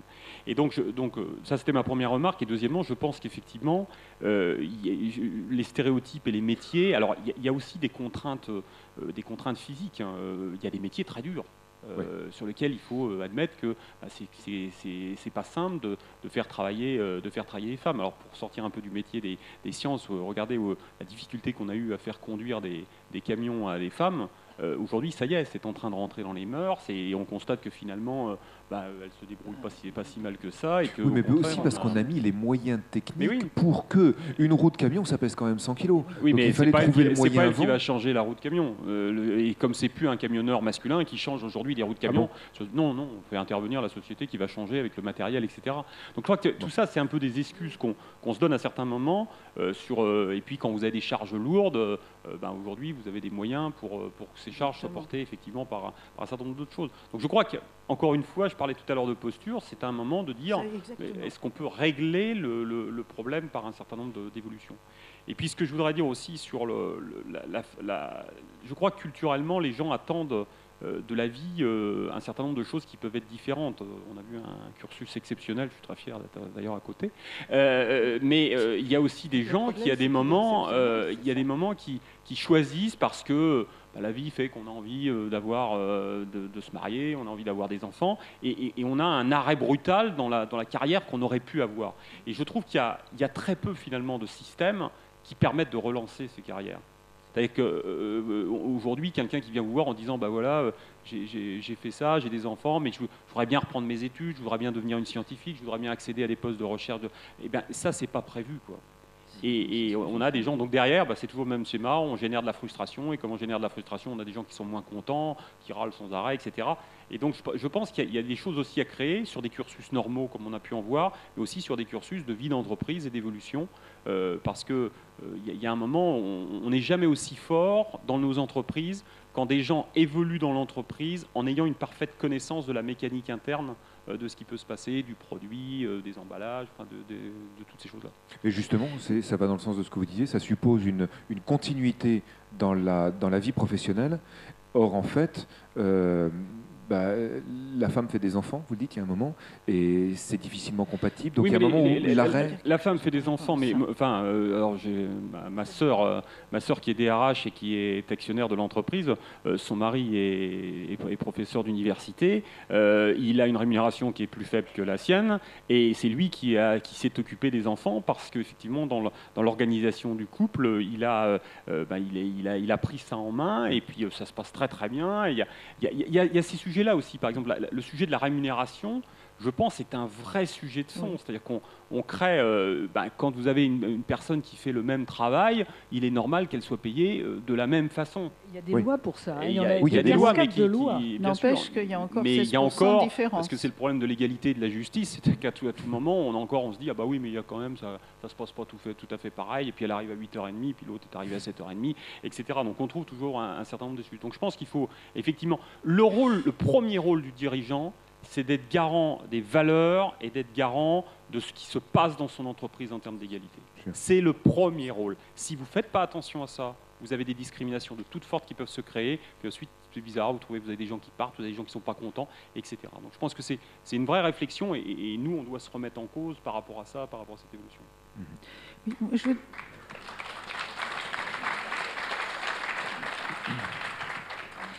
je voudrais dire quelque chose. L'exemple qui est donné est tout à fait exceptionnel. On sait que lorsque dans un couple, les enfants arrivent, la carrière de l'homme, je parle plutôt du côté cadre, etc., progresse très fortement, et la carrière de la femme régresse. C'est bien connu. C'est une loi générale. La même chose, c'est statistique. Ça ne veut pas dire que dans des couples, il ne peut pas y avoir des exceptions, mais statistiquement, c'est ça la tendance générale. Alors, Emmanuel Vasnex a dit un mot tout à l'heure, qui est le mot « envie ». Est-ce qu'il est avéré, par les études que vous avez pu mener, avéré ou pas, je ne sais pas, qu'il y a une forme d'appétence, justement, pour les sciences, plus des hommes ou des femmes? Est-ce qu'on sait si, d'une façon générale, que ce soit les mathématiques, la physique, la chimie, est-ce que les femmes sont plus attirées par une science que par une autre, ou plus les hommes que les femmes? Ou pas du tout? Ou est-ce que nos cerveaux sont parfaitement égaux devant la science et qu'il n'y a aucune raison pour que les uns aillent plus vers les sciences que les autres? On sait ça? C'est compliqué ça, parce que les appétences, qu'est-ce qui détermine les appétences? Il y a 50 000 facteurs différents pour déterminer les appétences. C'est pas une question de nature, pas du tout. Il y a des facteurs. Alors, bien sûr, il y a des stéréotypes qui pèsent et qui font qu'on croit beaucoup, mais très très fortement, chez les jeunes par exemple, qu'il y a des disciplines plutôt masculines, des disciplines plutôt féminines. Enfin, tous ces mythes-là jouent un rôle sûrement très très très important. Alors après, vous pouvez parler d'appétence, mais qu'est-ce que ça veut dire exactement? Les choix, entre guillemets, que font les jeunes par rapport à leur orientation sont beaucoup plus, on le sait aujourd'hui, déterminés par des interrogations sur qu'est-ce que je veux moi devenir pour avoir une identité plutôt de fille, plutôt de garçon, plutôt d'homme, plutôt de femme, beaucoup plus que les résultats scolaires, par exemple. On sait que c'est ça qui est important. Et que les mythes autour de qu'est-ce que c'est qu'un homme, qu'est-ce que c'est qu'une femme, ce sont des mythes. Et du coup, effectivement, ça joue beaucoup. Et ça détermine éventuellement ce que vous appelez des appétences, mais d'une façon justement qui n'est pas naturelle. On aurait d'autres croyances dans la société là-dessus, et les femmes iraient plutôt vers les sciences parce que c'est ça qu'on trouverait bien pour une femme. Emmanuel ? Moi, j'ai deux remarques. Quand j'ai fait mes écoles d'agro, on était 90% d'hommes et 10% de femmes. Aujourd'hui, il y a la parité, voire il y a plus de femmes que d'hommes. Donc il s'est bien passé effectivement quelque chose en termes de communication, et je crois beaucoup effectivement dans ces choses-là. Et je pense que le monde de l'éducation a un rôle, alors on a parlé tout à l'heure des parents, mais je pense aussi que les enseignants ont un rôle extrêmement important pour, à un moment, faire tomber un peu des tabous et faire tomber des murs. J'étais, il y a 7-8 ans, à une réunion à Potiers, pas à Voltaire, parce que mon fils faisait ses études là-bas. Et j'allais représenter et montrer l'entreprise au sens de l'industrie. J'ai eu, lors de la matinée, une personne. Et encore, elle s'était trompée. Par contre... j'ai vu les gens, la mode, les architectes, etc., voir un monde fou, etc. Je pense qu'on a à redorer effectivement ce monde de la science qui a aujourd'hui été un peu bafoué, et puis on croit plus, on est dans un pays dans lequel on dit finalement c'est un mal nécessaire. Je crois qu'il y a un vrai travail à faire là-dessus, c'est-à-dire de redire, voilà, il y a des très beaux métiers, il y a des gens extrêmement compétents qui sont dans ces métiers-là, qui ont de l'envie, de la passion, parce que se passionner pour un projet, c'est pas une histoire de rémunération, la rémunération est un prérequis, mais à la base, c'est le but qu'on a, qu'est-ce que l'on va rechercher, aller chercher l'équilibre de l'atome et tout ce qui peut se passer autour, c'est quand même une vraie vocation à la base, et ça, c'est le donner l'envie. Et on a un rôle de témoignage à faire à ce niveau-là, et les enseignants, à mon avis, ont un gros rôle aussi. Vous avez l'air tout à fait d'accord. C'est nos associations, collectivement. Alors justement, vous dites ce que nous faisons sur les terrains. Qu'est-ce que vous faites sur le terrain, vous, représentante d'association? Ça consiste en quoi? Nous répondons à la demande d'enseignants ou de chefs d'établissement de n'importe où en France, n'importe quand. Et nous faisons de Mais qui vous demandent quoi? Alors, de venir témoigner de quelque chose? Dans des classes, témoigner de notre métier, ou de participer à des forums des métiers, ou de participer à toutes sortes d'opérations qu'ils vont avoir créées. Et alors, c'est plus ou moins facile, puisque si c'est à côté de chez nous, ça va bien. Si c'est dans des régions de France où on n'a pas d'adhérentes, c'est beaucoup plus difficile. C'est pour ça que nous avons produit des documents qui permettent aux enseignants de se débrouiller par eux-mêmes, ou que nous répondons par téléphone en donnant quelques idées pour s'organiser avec ou sans nous.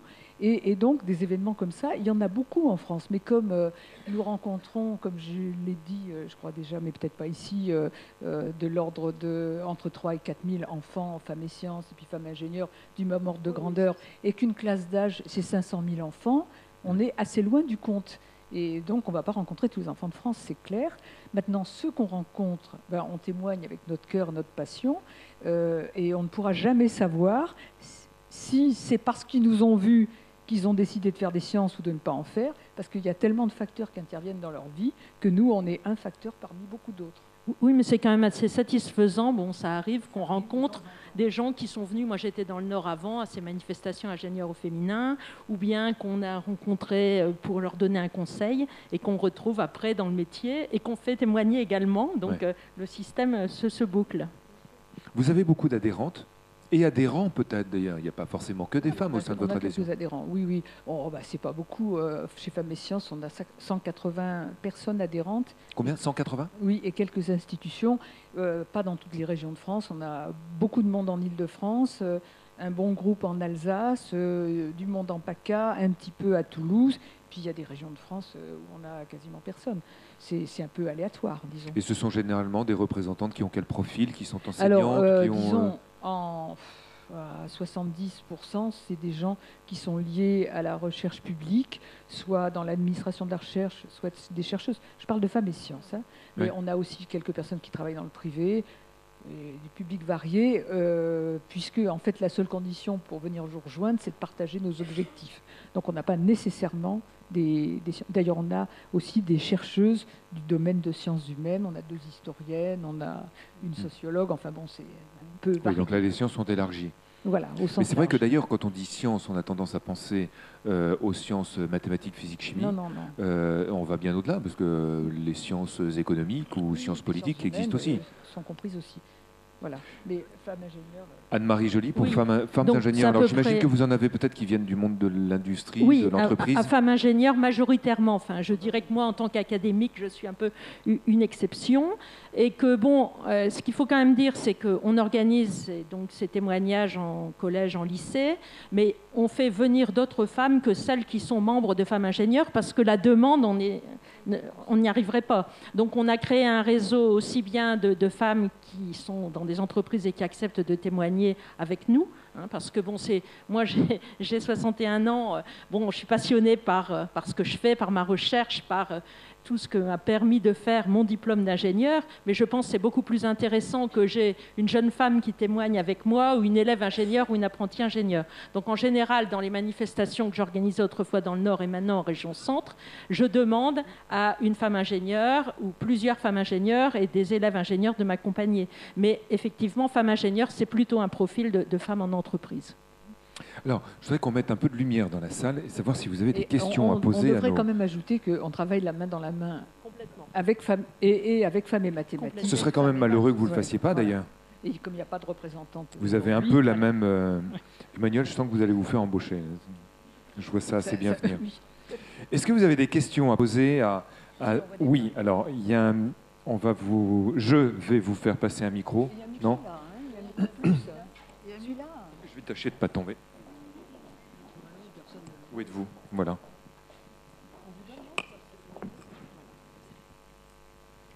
Tout d'abord, bonjour. Vous avez parlé tout à l'heure de différences culturelles et du rôle important que jouent les parents dans l'éducation des enfants. Alors, moi, je suis originaire d'Afrique. Je viens d'un milieu hautement intellectuel. Et j'ai vu mon père, universitaire, pousser sa femme, qui avait 7 enfants, qui était à la maison, la pousser à reprendre ses études. Donc, j'ai vu mon père aller chercher ma mère à la gare de Sarcelles par le train de 22 heures. Elle a pu avoir l'équivalent du bac. Elle a préparé une capacité en droit à l'université de Vincennes, qui n'existe plus maintenant. Et elle a pu ensuite faire une licence en lettres modernes. Donc, ma question est la suivante. Puisque vous parlez de différences culturelles, est-ce que le fait que les femmes subissent cette discrimination, est-ce que ce ne serait pas plutôt lié au fait de la peur que peut avoir l'homme de perdre son pouvoir lorsqu'il voit la femme évoluer professionnellement? Est-ce que ce ne serait pas plutôt lié à ça? Voilà. J'ai pas vu beaucoup d'hommes applaudir, mais... Oui, bon, Emmanuel, on va boire un verre.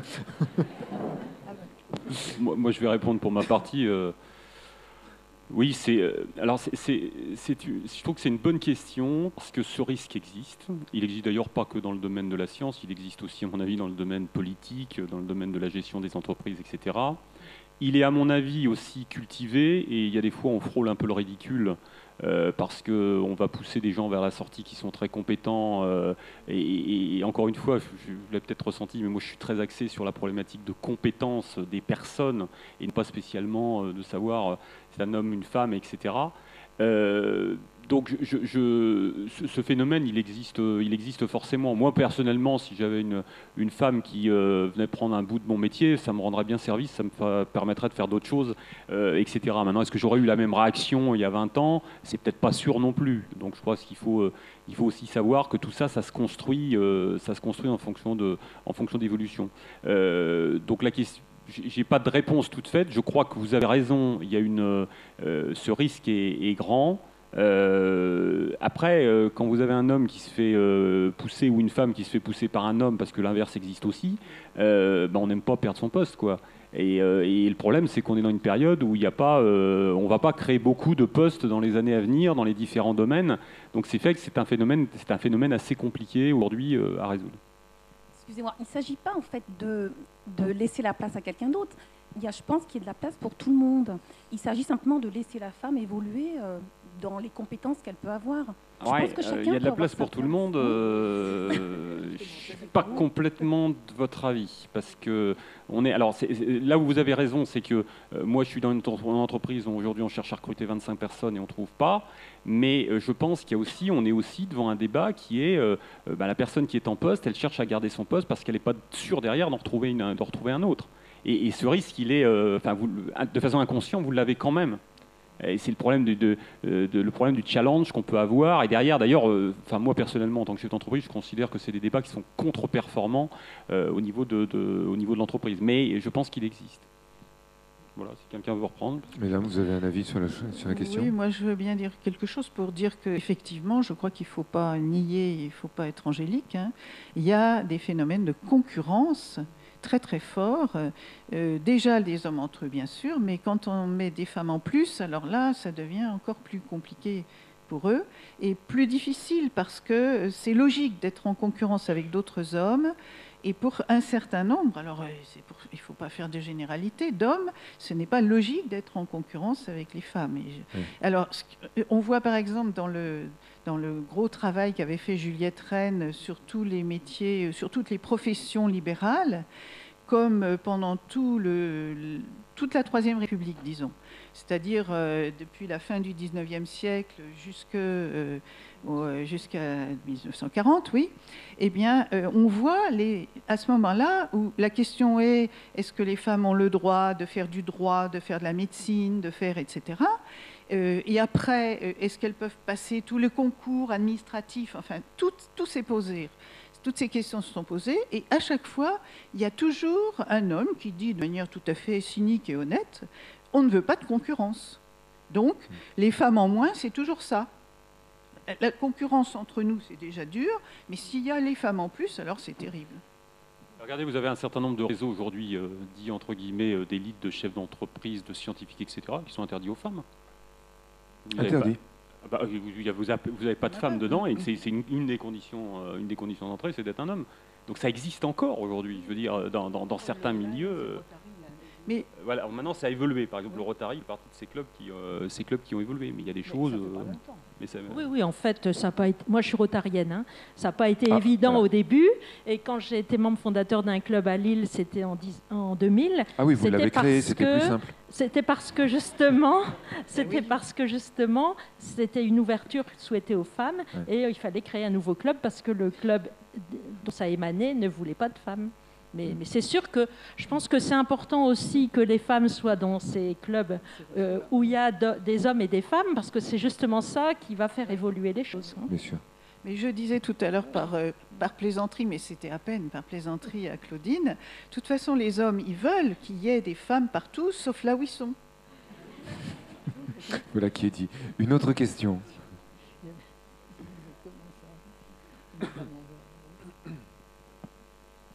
Oui, bonjour. Je suis désolée, c'est plus des problèmes sociétals que des problèmes typiquement liés au niveau de la science.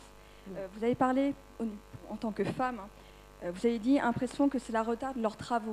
Donc là, on est sur des travaux scientifiques. Vous avez aussi posé justement la question qui va rechercher les enfants par rapport aux réunions tardives. Moi, je reviens sur une question, c'est quel est le rôle du père? Parce que là, on parle du rôle de la mère, et j'aimerais bien savoir, quand même, peut-être valoriser le rôle du père, même si notre société a un petit peu évolué. J'aimerais avoir votre réaction par rapport au rôle du père, quand même. Je voudrais aller un cran plus loin que madame. Ces pères, ils ont eu des mères avant. Qu'est-ce que leurs mères leur ont mis dans la tête comme rôle de l'homme? Mais qu'est-ce que leur père aussi leur a mis dans la tête? Quel est le rôle du père? Alors, vous, Emmanuel, vous disiez finalement, vous avez... Pas 18 heures. Vous avez des enfants à aller chercher? J'ai des enfants à aller chercher. Non. On va vous libérer. Ça fait plusieurs conférences que je fais sur ce sujet-là, et je suis toujours effaré. J'ai appelé des tas de mots, les plafonds de verre, les sols glissants, là, ou gluants. Bon, et ces questions-là, elles sont toujours... le rôle pourquoi un couple? C'est-à-dire qu'en fait, aujourd'hui, quand on est... alors, je vais parler de mon cas personnel. Moi, mon rôle, je pense qu'il est justement, dans toutes les décisions qu'on peut prendre, d'être à la fois, d'avoir un rôle modérateur sur certaines décisions qui peuvent être prises, qui sont, quand vous n'êtes pas forcément là. Moi, ma femme a fait le choix, et ça a été son choix, à la naissance de notre 3e enfant, d'arrêter de travailler pour s'occuper de ses enfants. Ça a été son choix. Ensuite, elle a voulu reprendre des études, donc plus dans l'art, etc., ce qu'elle a fait. Et aujourd'hui, elle veut s'occuper d'une association. Je l'ai toujours encouragée à faire ce qu'elle voulait faire pour elle. Et je lui ai toujours dit, tu sais, si à un moment tu souhaites reprendre ton travail, il y a zéro problème, et on trouvera toujours des solutions pour régler ces problématiques-là. Après, moi, vis-à-vis de mes enfants, je pense que dans le rôle qu'on peut avoir, aujourd'hui, j'ai vraiment le sentiment d'être un des pieds équilibrant en fait les choses, et de façon à ce qu'on puisse être dans l'échange. Alors moi, j'ai la chance d'avoir 3 enfants qui ont plutôt bien réussi leurs études. J'ai jamais été dans la compétition, et j'ai des enfants qui sont arrivés avec un 11 et je leur ai dit c'est très bien, et des fois avec un 16 et je leur ai dit c'est pas bien, parce que tout est dans le jugement qu'on fait de la difficulté du travail qui est à effectuer. C'est-à-dire qu'on peut faire une très belle performance avec un 11 et une très mauvaise avec un 16. Donc c'est ça qui, à mon avis, est équilibrant. Après, je dois reconnaître qu'on a un monde privé, un monde professionnel et un monde associatif.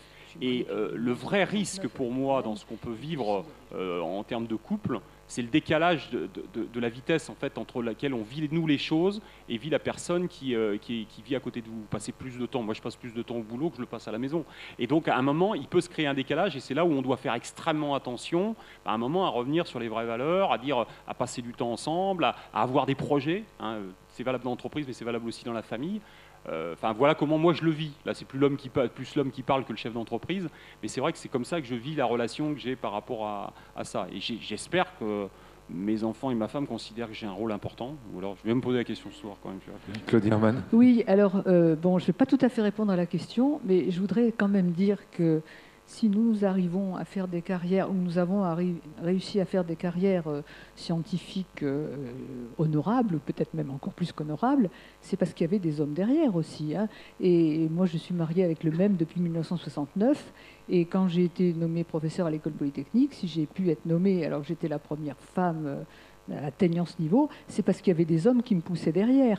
Donc, évidemment, globalement, au plan statistique, il y a encore des gens qui ne veulent pas qu'on leur prenne la place. C'est normal, c'est humain. Mais il y a aussi des personnes sur lesquelles on peut s'appuyer qui permettent qu'on avance. Donc c'est assez complexe. Hein. Et bon, après, il y a évidemment au niveau familial, chacun optimise au mieux dans sa famille. Et on ne peut pas dire qu'il y ait un rôle de père et qu'il y ait un modèle de famille, mais il y a quand même de temps en temps une coopération entre les hommes et les femmes, il faut bien le dire. Hein. Dieu merci. Moi, je vais un peu jouer le rôle de la sociologue. Là. On a des enquêtes de budget de temps de l'INSEE, et finalement, ça ne change pas beaucoup. Hein. C'est-à-dire que la prise en charge du travail domestique, c'est encore 70% les femmes. Les enfants, les hommes s'en occupent un peu plus, on est autour de 60%. Mais enfin, si on regarde l'aide aux devoirs chaque jour, aller chercher les enfants à l'école, aller chez le médecin, etc., majoritairement, c'est quand même toujours les femmes. Il y a une dernière question, je crois, là-bas. Monsieur. Oui, c'était à peu près sur le même sujet que ma collègue a abordé. Le rôle du père, je pense qu'aujourd'hui, il n'y a plus de mariage forcé, enfin, j'espère, et les femmes choisissent les hommes avec qui elles se mettent en ménage. Et on peut aussi choisir le père de ses enfants sur ce critère-là. C'est vrai qu'il a été évoqué tout à l'heure le fait que quand une femme avait un enfant, ça pouvait être un frein à sa vie professionnelle. Je ne vois pas, une fois que l'enfant est né, plus de raisons pour que la femme soit freinée dans sa carrière que l'homme, déjà. Et ça, c'est un choix qu'on fait au sein du couple. Et je crois que les schémas consistent à dire qu'on a été élevé dans un schéma donné. C'est bien joli, mais j'espère que l'école, et nous, professeurs en particulier, cherchons à cultiver la pensée autonome chez les gens, chez les jeunes qu'on a en responsabilité, et qu'il n'est quand même pas très difficile de remettre en cause des schémas familiaux qu'on a vécu pour faire ce qu'on a envie de faire. Donc ça, je dirais que la dissymétrie homme-femme, une fois que l'enfant est né, je pense que c'est quelque chose qui, au sein du couple même, se change assez facilement. Par contre, la vraie dissymétrie qui existe, c'est dans la grossesse, évidemment. Et j'avais une question à poser à M. Basnex à ce sujet. C'est en tant que... Comment ? S'agissant de grossesse, justement. Non, mais en tant que chef d'entreprise qui recrute des femmes, c'est qu'évidemment, le gros problème classique, c'est une femme, une collaboratrice que vous embauchez sur, par exemple, un poste assez urgent, hein, parce que il y a un caractère d'urgence à travailler sur un aspect dans votre entreprise. Vous embauchez une femme, un mois après, elle vous dit qu'elle est enceinte et qu'elle va être absente pendant plusieurs mois. Et forcément, ça va poser problème pour le développement de ce projet dans votre entreprise. Et comment vous arrivez, comment vous arrivez à concilier cette vraie contrainte objective qui n'est pas que culturelle, c'est-à-dire comment vous faites pour vous organiser en conséquence, et surtout est-ce que vous assumez les contraintes que ça génère, mais à fond, c'est-à-dire que la personne part, vous la remplacez momentanément et vous lui redonnez le même poste avec les mêmes responsabilités quand elle revient de son congé maternité. Là, il y a le code du travail. Et dans votre expérience avec d'autres chefs d'entreprise, quelle est la réalité de ce point de vue-là ? Alors, pour répondre d'abord sur la question de est-ce que la personne doit reprendre le même poste qu'elle a eu avant la grossesse, c'est aussi la loi. Hein, donc aujourd'hui, c'est une obligation légale par rapport à ça. J'ai une anecdote à vous donner qui va vous résumer un petit peu la philosophie qu'on a là-dessus. On a une personne qui n'était pas dans les sciences, mais qui occupait un poste d'administration des ventes, qui s'appelle Nathalie. Et quand on l'a embauchée, une semaine après qu'on l'ait embauchée, elle m'a dit, elle est venue nous voir, elle m'a dit, voilà, je préfère être honnête avec vous, je suis enceinte. Et donc, je suis en période d'essai, donc je pense que vous allez pas me garder parce que je suis enceinte. Et je lui ai dit, mais attendez, être enceinte, c'est pas une maladie grave, d'abord, donc vous allez revenir en bonne santé, et puis c'est quand même un élément super, et donc vous allez partir enceinte, et vous allez revenir après. Et on l'a repris. Et ce jour-là, j'ai compris ce que pouvait être effectivement ce problème-là, dans des gens qui, à un moment, alors c'est pas une maladie honteuse, mais ça devient presque honteux de le dire, en disant, je suis enceinte, je vais déséquilibrer le travail, etc. Faut arrêter, je veux dire. Aujourd'hui, c'est pas une personne, elle peut quitter l'entreprise parce qu'elle est enceinte, elle peut aussi, excusez-moi du paradoxe, mais avoir un accident de voiture grave et être du jour au lendemain absente, et de toute façon, l'entreprise va continuer à tourner et va se développer. Donc là aussi, c'est plutôt une conception qu'on a, de dire est-ce que finalement, c'est plutôt une bonne nouvelle que d'avoir quelqu'un, parce que derrière, ça participe aussi à l'équilibre de vie, et la personne, si elle est bien et si elle est considérée, et si on prend ça en compte comme étant une bonne nouvelle, elle va plutôt essayer d'être performante avec son entreprise, et on est plutôt dans un cercle vertueux. Donc moi je crois, alors maintenant je ne suis pas dupe, c'est-à-dire que je pense qu'aujourd'hui il y a effectivement des gens, quand la personne vient annoncer voilà je suis enceinte, tu vas encore nous embêter avec ton truc pour pas dire un autre mot, etc. Bon, aujourd'hui je pense que là aussi les mentalités doivent évoluer. Ce que je peux vous dire c'est que j'ai pas mal participé à des actions sur le développement responsable, les choses bougent. Alors, elles ne bougent pas à la vitesse que sûrement que vous le souhaiteriez, mais les choses bougent parce que finalement, là encore, moi j'aime bien ramener toujours, mais est-ce que la personne, elle est compétente? Est-ce qu'on en a besoin? Est-ce que le poste, elle tient bien son poste? Et quand vous répondez à ces questions-là, finalement, le reste, vous trouvez toujours des solutions. Et je crois que c'est là, je parlais tout à l'heure de posture et de mentalité, et je pense qu'on est vraiment là, quoi. C'est qu'on est vraiment sur des choses qui doivent évoluer dans notre façon de faire. D'un côté, c'est comme les chefs d'entreprise qui se plaignent qu'ils n'ont pas de salariés. Quand on leur dit, allez dans les écoles, montrez vos entreprises développées, prenez des gens en troisième, des enfants en troisième pour leur montrer vos métiers, et puis les gens disent, ah non, c'est source d'emmerdement. On est là aussi dans le même cas. Je pense que ça fait partie de la vie. Bon, alors il y a des fois, c'est un peu compliqué quand vous avez 10 personnes et qu'il y en a 9 qui tombent enceintes. Ça pose des difficultés. Je ne vais pas vous dire que tout est simple. Mais après, ça se règle assez facilement, sans trop de problèmes. Il n'y a pas de gens qui sont hyper... Il n'y a que les cimetières qui sont importants. Vous vouliez rajouter quelque chose? Non. Non, je trouve que c'est bien. Est-ce qu'il y a une dernière question? Je voudrais frustrer personne. Oui. Une toute petite. Une petite là, une remarque là, et puis après ça, je vois que l'heure tourne, on s'arrêtera. Une toute petite question qui n'appelle peut-être même pas de réponse, parce que peut-être qu'elle contient sa propre réponse, mais vous parliez du rôle du père et de la famille, de l'éducation. Le rôle de l'école, de ce point de vue-là, et peut-être aussi à regarder, parce que je ne sais pas si vous avez eu la même expérience que moi, mais quand j'allais récupérer, ou quand mon mari allait récupérer, ou etc., les enfants à l'école, c'était toujours à l'heure des mamans. Et oui, l'école est ainsi faite. Et l'école maternelle. Il y avait une remarque peut-être un peu en forme de boutade. Tout à l'heure, vous parliez des crèches qui étaient nécessaires, mais tous sur la scène, vous sembliez trouver qu'il était nécessaire d'avoir des crèches et que les femmes soient libérées à telle heure. Donc on retrouve ce qui a été dit par la personne tout à l'heure. On peut penser qu'un polytechnicien peut aussi bien aller chercher ses enfants qu'une polytechnicienne. L'autre remarque, c'était, là, en tant qu'enseignante, le regard des chefs d'établissement. Alors, bon, pour le malheur des chefs d'établissement, j'ai eu un certain nombre d'enfants. Pour l'un d'entre eux, donc j'ai toujours prévenu mes chefs d'établissement, pour un des enfants, le chef d'établissement m'a fait remarquer que ça ne justifiait absolument pas de laisser tomber une terminale qui venait de me confier, parce que les remplaçants, c'était fait pour ça. C'était un homme. Dans un autre cas, une chef d'établissement, dans un lycée assez prestigieux de la région parisienne, m'a regardée alors que j'étais à 2 mois de mon congé de maternité. Elle m'a dit « Madame, ça ne se voit pas », m'a interdit de le dire aux élèves. Et les élèves ont été prévenus 15 jours avant mon départ. Bon, j'avais de la chance, ça ne se voyait pas beaucoup, n'y croyez pas, et c'était la catastrophe nationale. Je pense que quand on regarde nos élèves, on peut être vigilant aussi à un certain nombre de choses. Et je suis en train de penser au groupe de TPE. On voit fonctionner, donc les TPE, c'est peut-être que vous ne savez pas exactement ce que c'est. C'est des petites recherches qui se font au niveau de la première. Donc des groupes d'élèves qui se mettent ensemble, garçons-filles. La répartition des tâches est parfois assez intéressante parce que vous avez souligné tout à l'heure que souvent les filles sont plutôt en réussite. Alors les filles, on a bien qu'elles s'occupent du TPE parce que ça va rapporter une bonne note au groupe. Donc souvent elles sont chargées des recherches sur Internet, de rédiger, etc. Et puis quand il y a un petit peu de gestion de données à faire sur Excel, c'est bizarre, mais c'est plutôt le garçon qui va aller s'occuper d'Excel ou des choses informatisées. Et lorsqu'il y a des expériences aussi, je trouve, alors c'est peut-être simplement une impression, mais vous qui faites des statistiques, vous pouvez le confirmer, c'est plus souvent les garçons qui vont se retrouver à agir et à expérimenter, à se confronter au réel, comme on dit.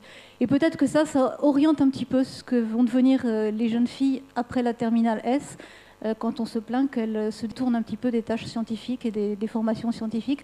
Parce qu'effectivement, même quand elles sont en réussite en première S, ce n'est pas les tâches spécifiquement scientifiques et de démarche scientifique qu'on leur confie. Est-ce que ça appelle un commentaire de votre part? Je peux faire un commentaire, oui. Effectivement, sur une... J'ai participé à un jury d'un mémoire qui concernait une école d'ingénieurs de la région parisienne. Et il s'agissait de faire...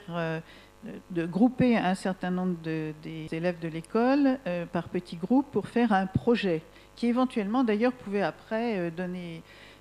lieu à une start-up, etc. Bon, eh bien, la répartition des tâches entre les femmes, enfin les jeunes femmes et les jeunes hommes dans ces projets montrait bien que, là aussi, comme par hasard, le chef de projet était en général un chef et pas une chef 2FE.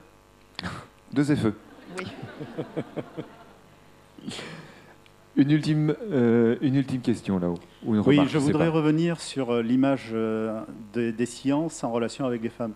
Les médias ont une part importante dans la médiation de la science auprès du public, et notamment des jeunes.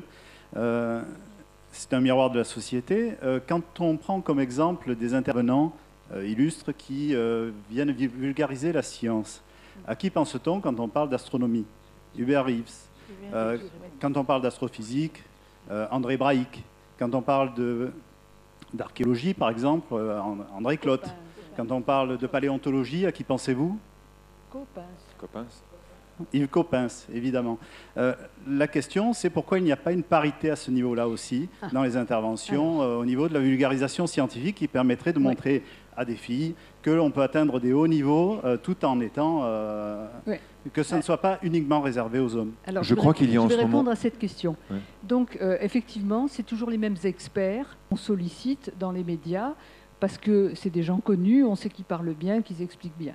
Alors, France Télévisions s'est fait taper sur les doigts il y a environ 2-3 ans, après le rapport Grésy.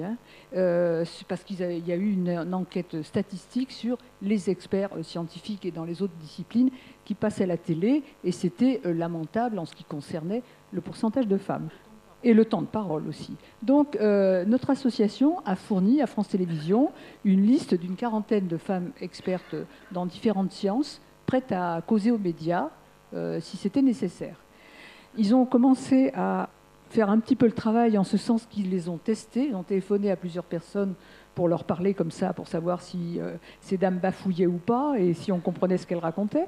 Et puis, il ne s'est absolument rien passé. Et tous les ans, le CSA sonne les cloches des grands médias pour leur dire que la représentation féminine est insuffisante, mais apparemment, les habitudes sont lentes à changer. Enfin, nous, de notre côté, on a fait ce qu'on pouvait pour produire des personnes qui pourraient éventuellement rééquilibrer la chose si les médias voulaient bien s'y mettre. Nous aussi, on a, au niveau de femmes ingénieures, pour Vox Femina, oui, on a transmis des listes d'expertes. Bon, je ne sais pas effectivement si elles ont vraiment... En tout cas, moi, j'en fais partie, je n'ai pas été sollicitée. Donc, Et je crois me souvenir tout de même que c'est une femme astronaute qui préside alors, on va dire un petit mot à propos de ce sujet. Donc, Claudie Aigneret, qui préside Univers Science, a fait faire une enquête à laquelle nos deux associations ont participé sur la présence des femmes et des hommes dans les panneaux des expositions qui étaient en cours à ce moment-là. Il y avait 9 expositions et un article scientifique a été fait récemment là-dessus. On s'est bien amusé. Hein. Alors, il y avait une exposition sur les Gaulois.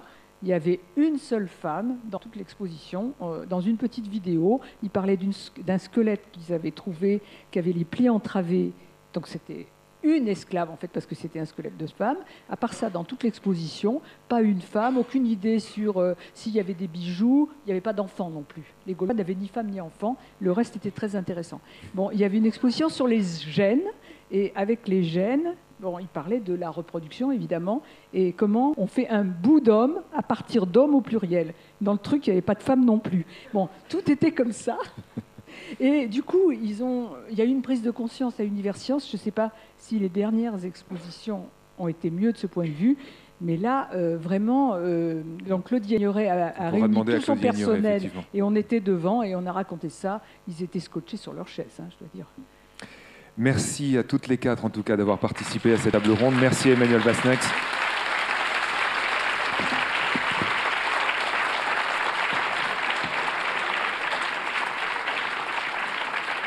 Venez, tenez. Merci. Attention à ne pas tomber. Merci à tous. Merci d'être venus. Donc, j'ai les traditionnels cadeaux à vous offrir pour vous remercier. J'ai quelques informations aussi à faire. Informations diverses et variées. Alors, je vous remercie toutes. Donc, pour les femmes, c'est en orange. Pourquoi faut pas être désolé? Alors, non, merci beaucoup. Ils ne sont pas particulièrement sexy. Ça vous va bien? Eh oui, alors voilà. Ça vous va très bien. On m'a dit, oh, je suis désolé, c'est violet pour les hommes, orange pour les femmes. Ce qui laisse à supposer qu'il n'y a pas la même chose à l'intérieur des sacs. Voilà. En fait, ce n'est que la bouteille de vin qui change, en fait. Ne croyez pas qu'il y ait plus de différence.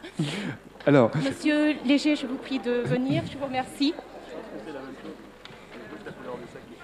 Et quelques petites informations. moi aussi. Oui, voilà. Merci.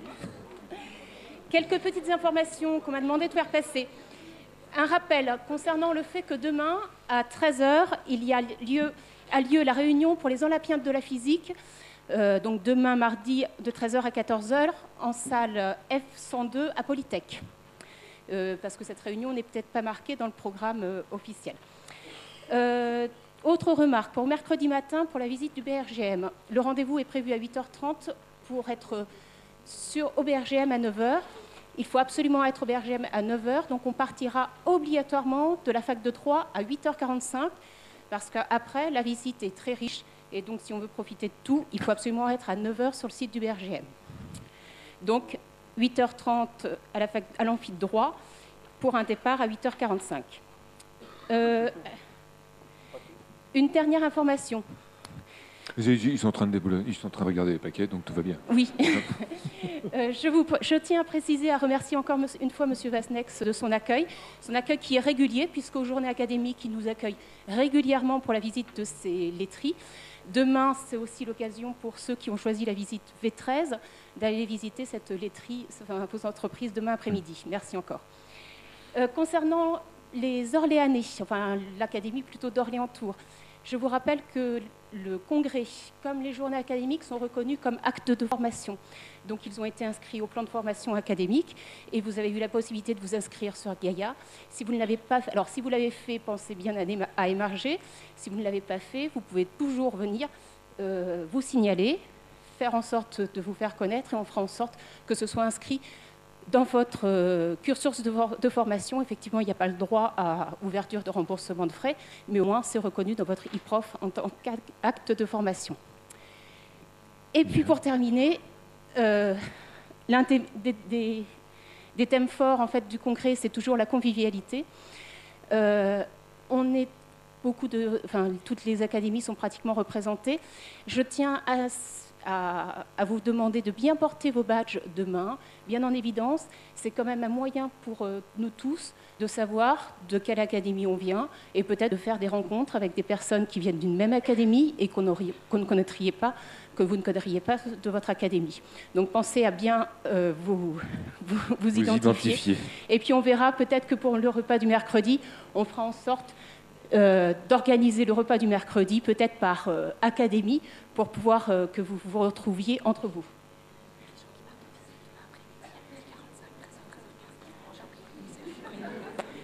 Très bien, donc je répète, il y aura une ligne réservée pour tous ceux qui partent en visite demain après-midi à 12h45, 13h, les visites partant de bonne heure et les séances, les activités du matin se terminant à midi.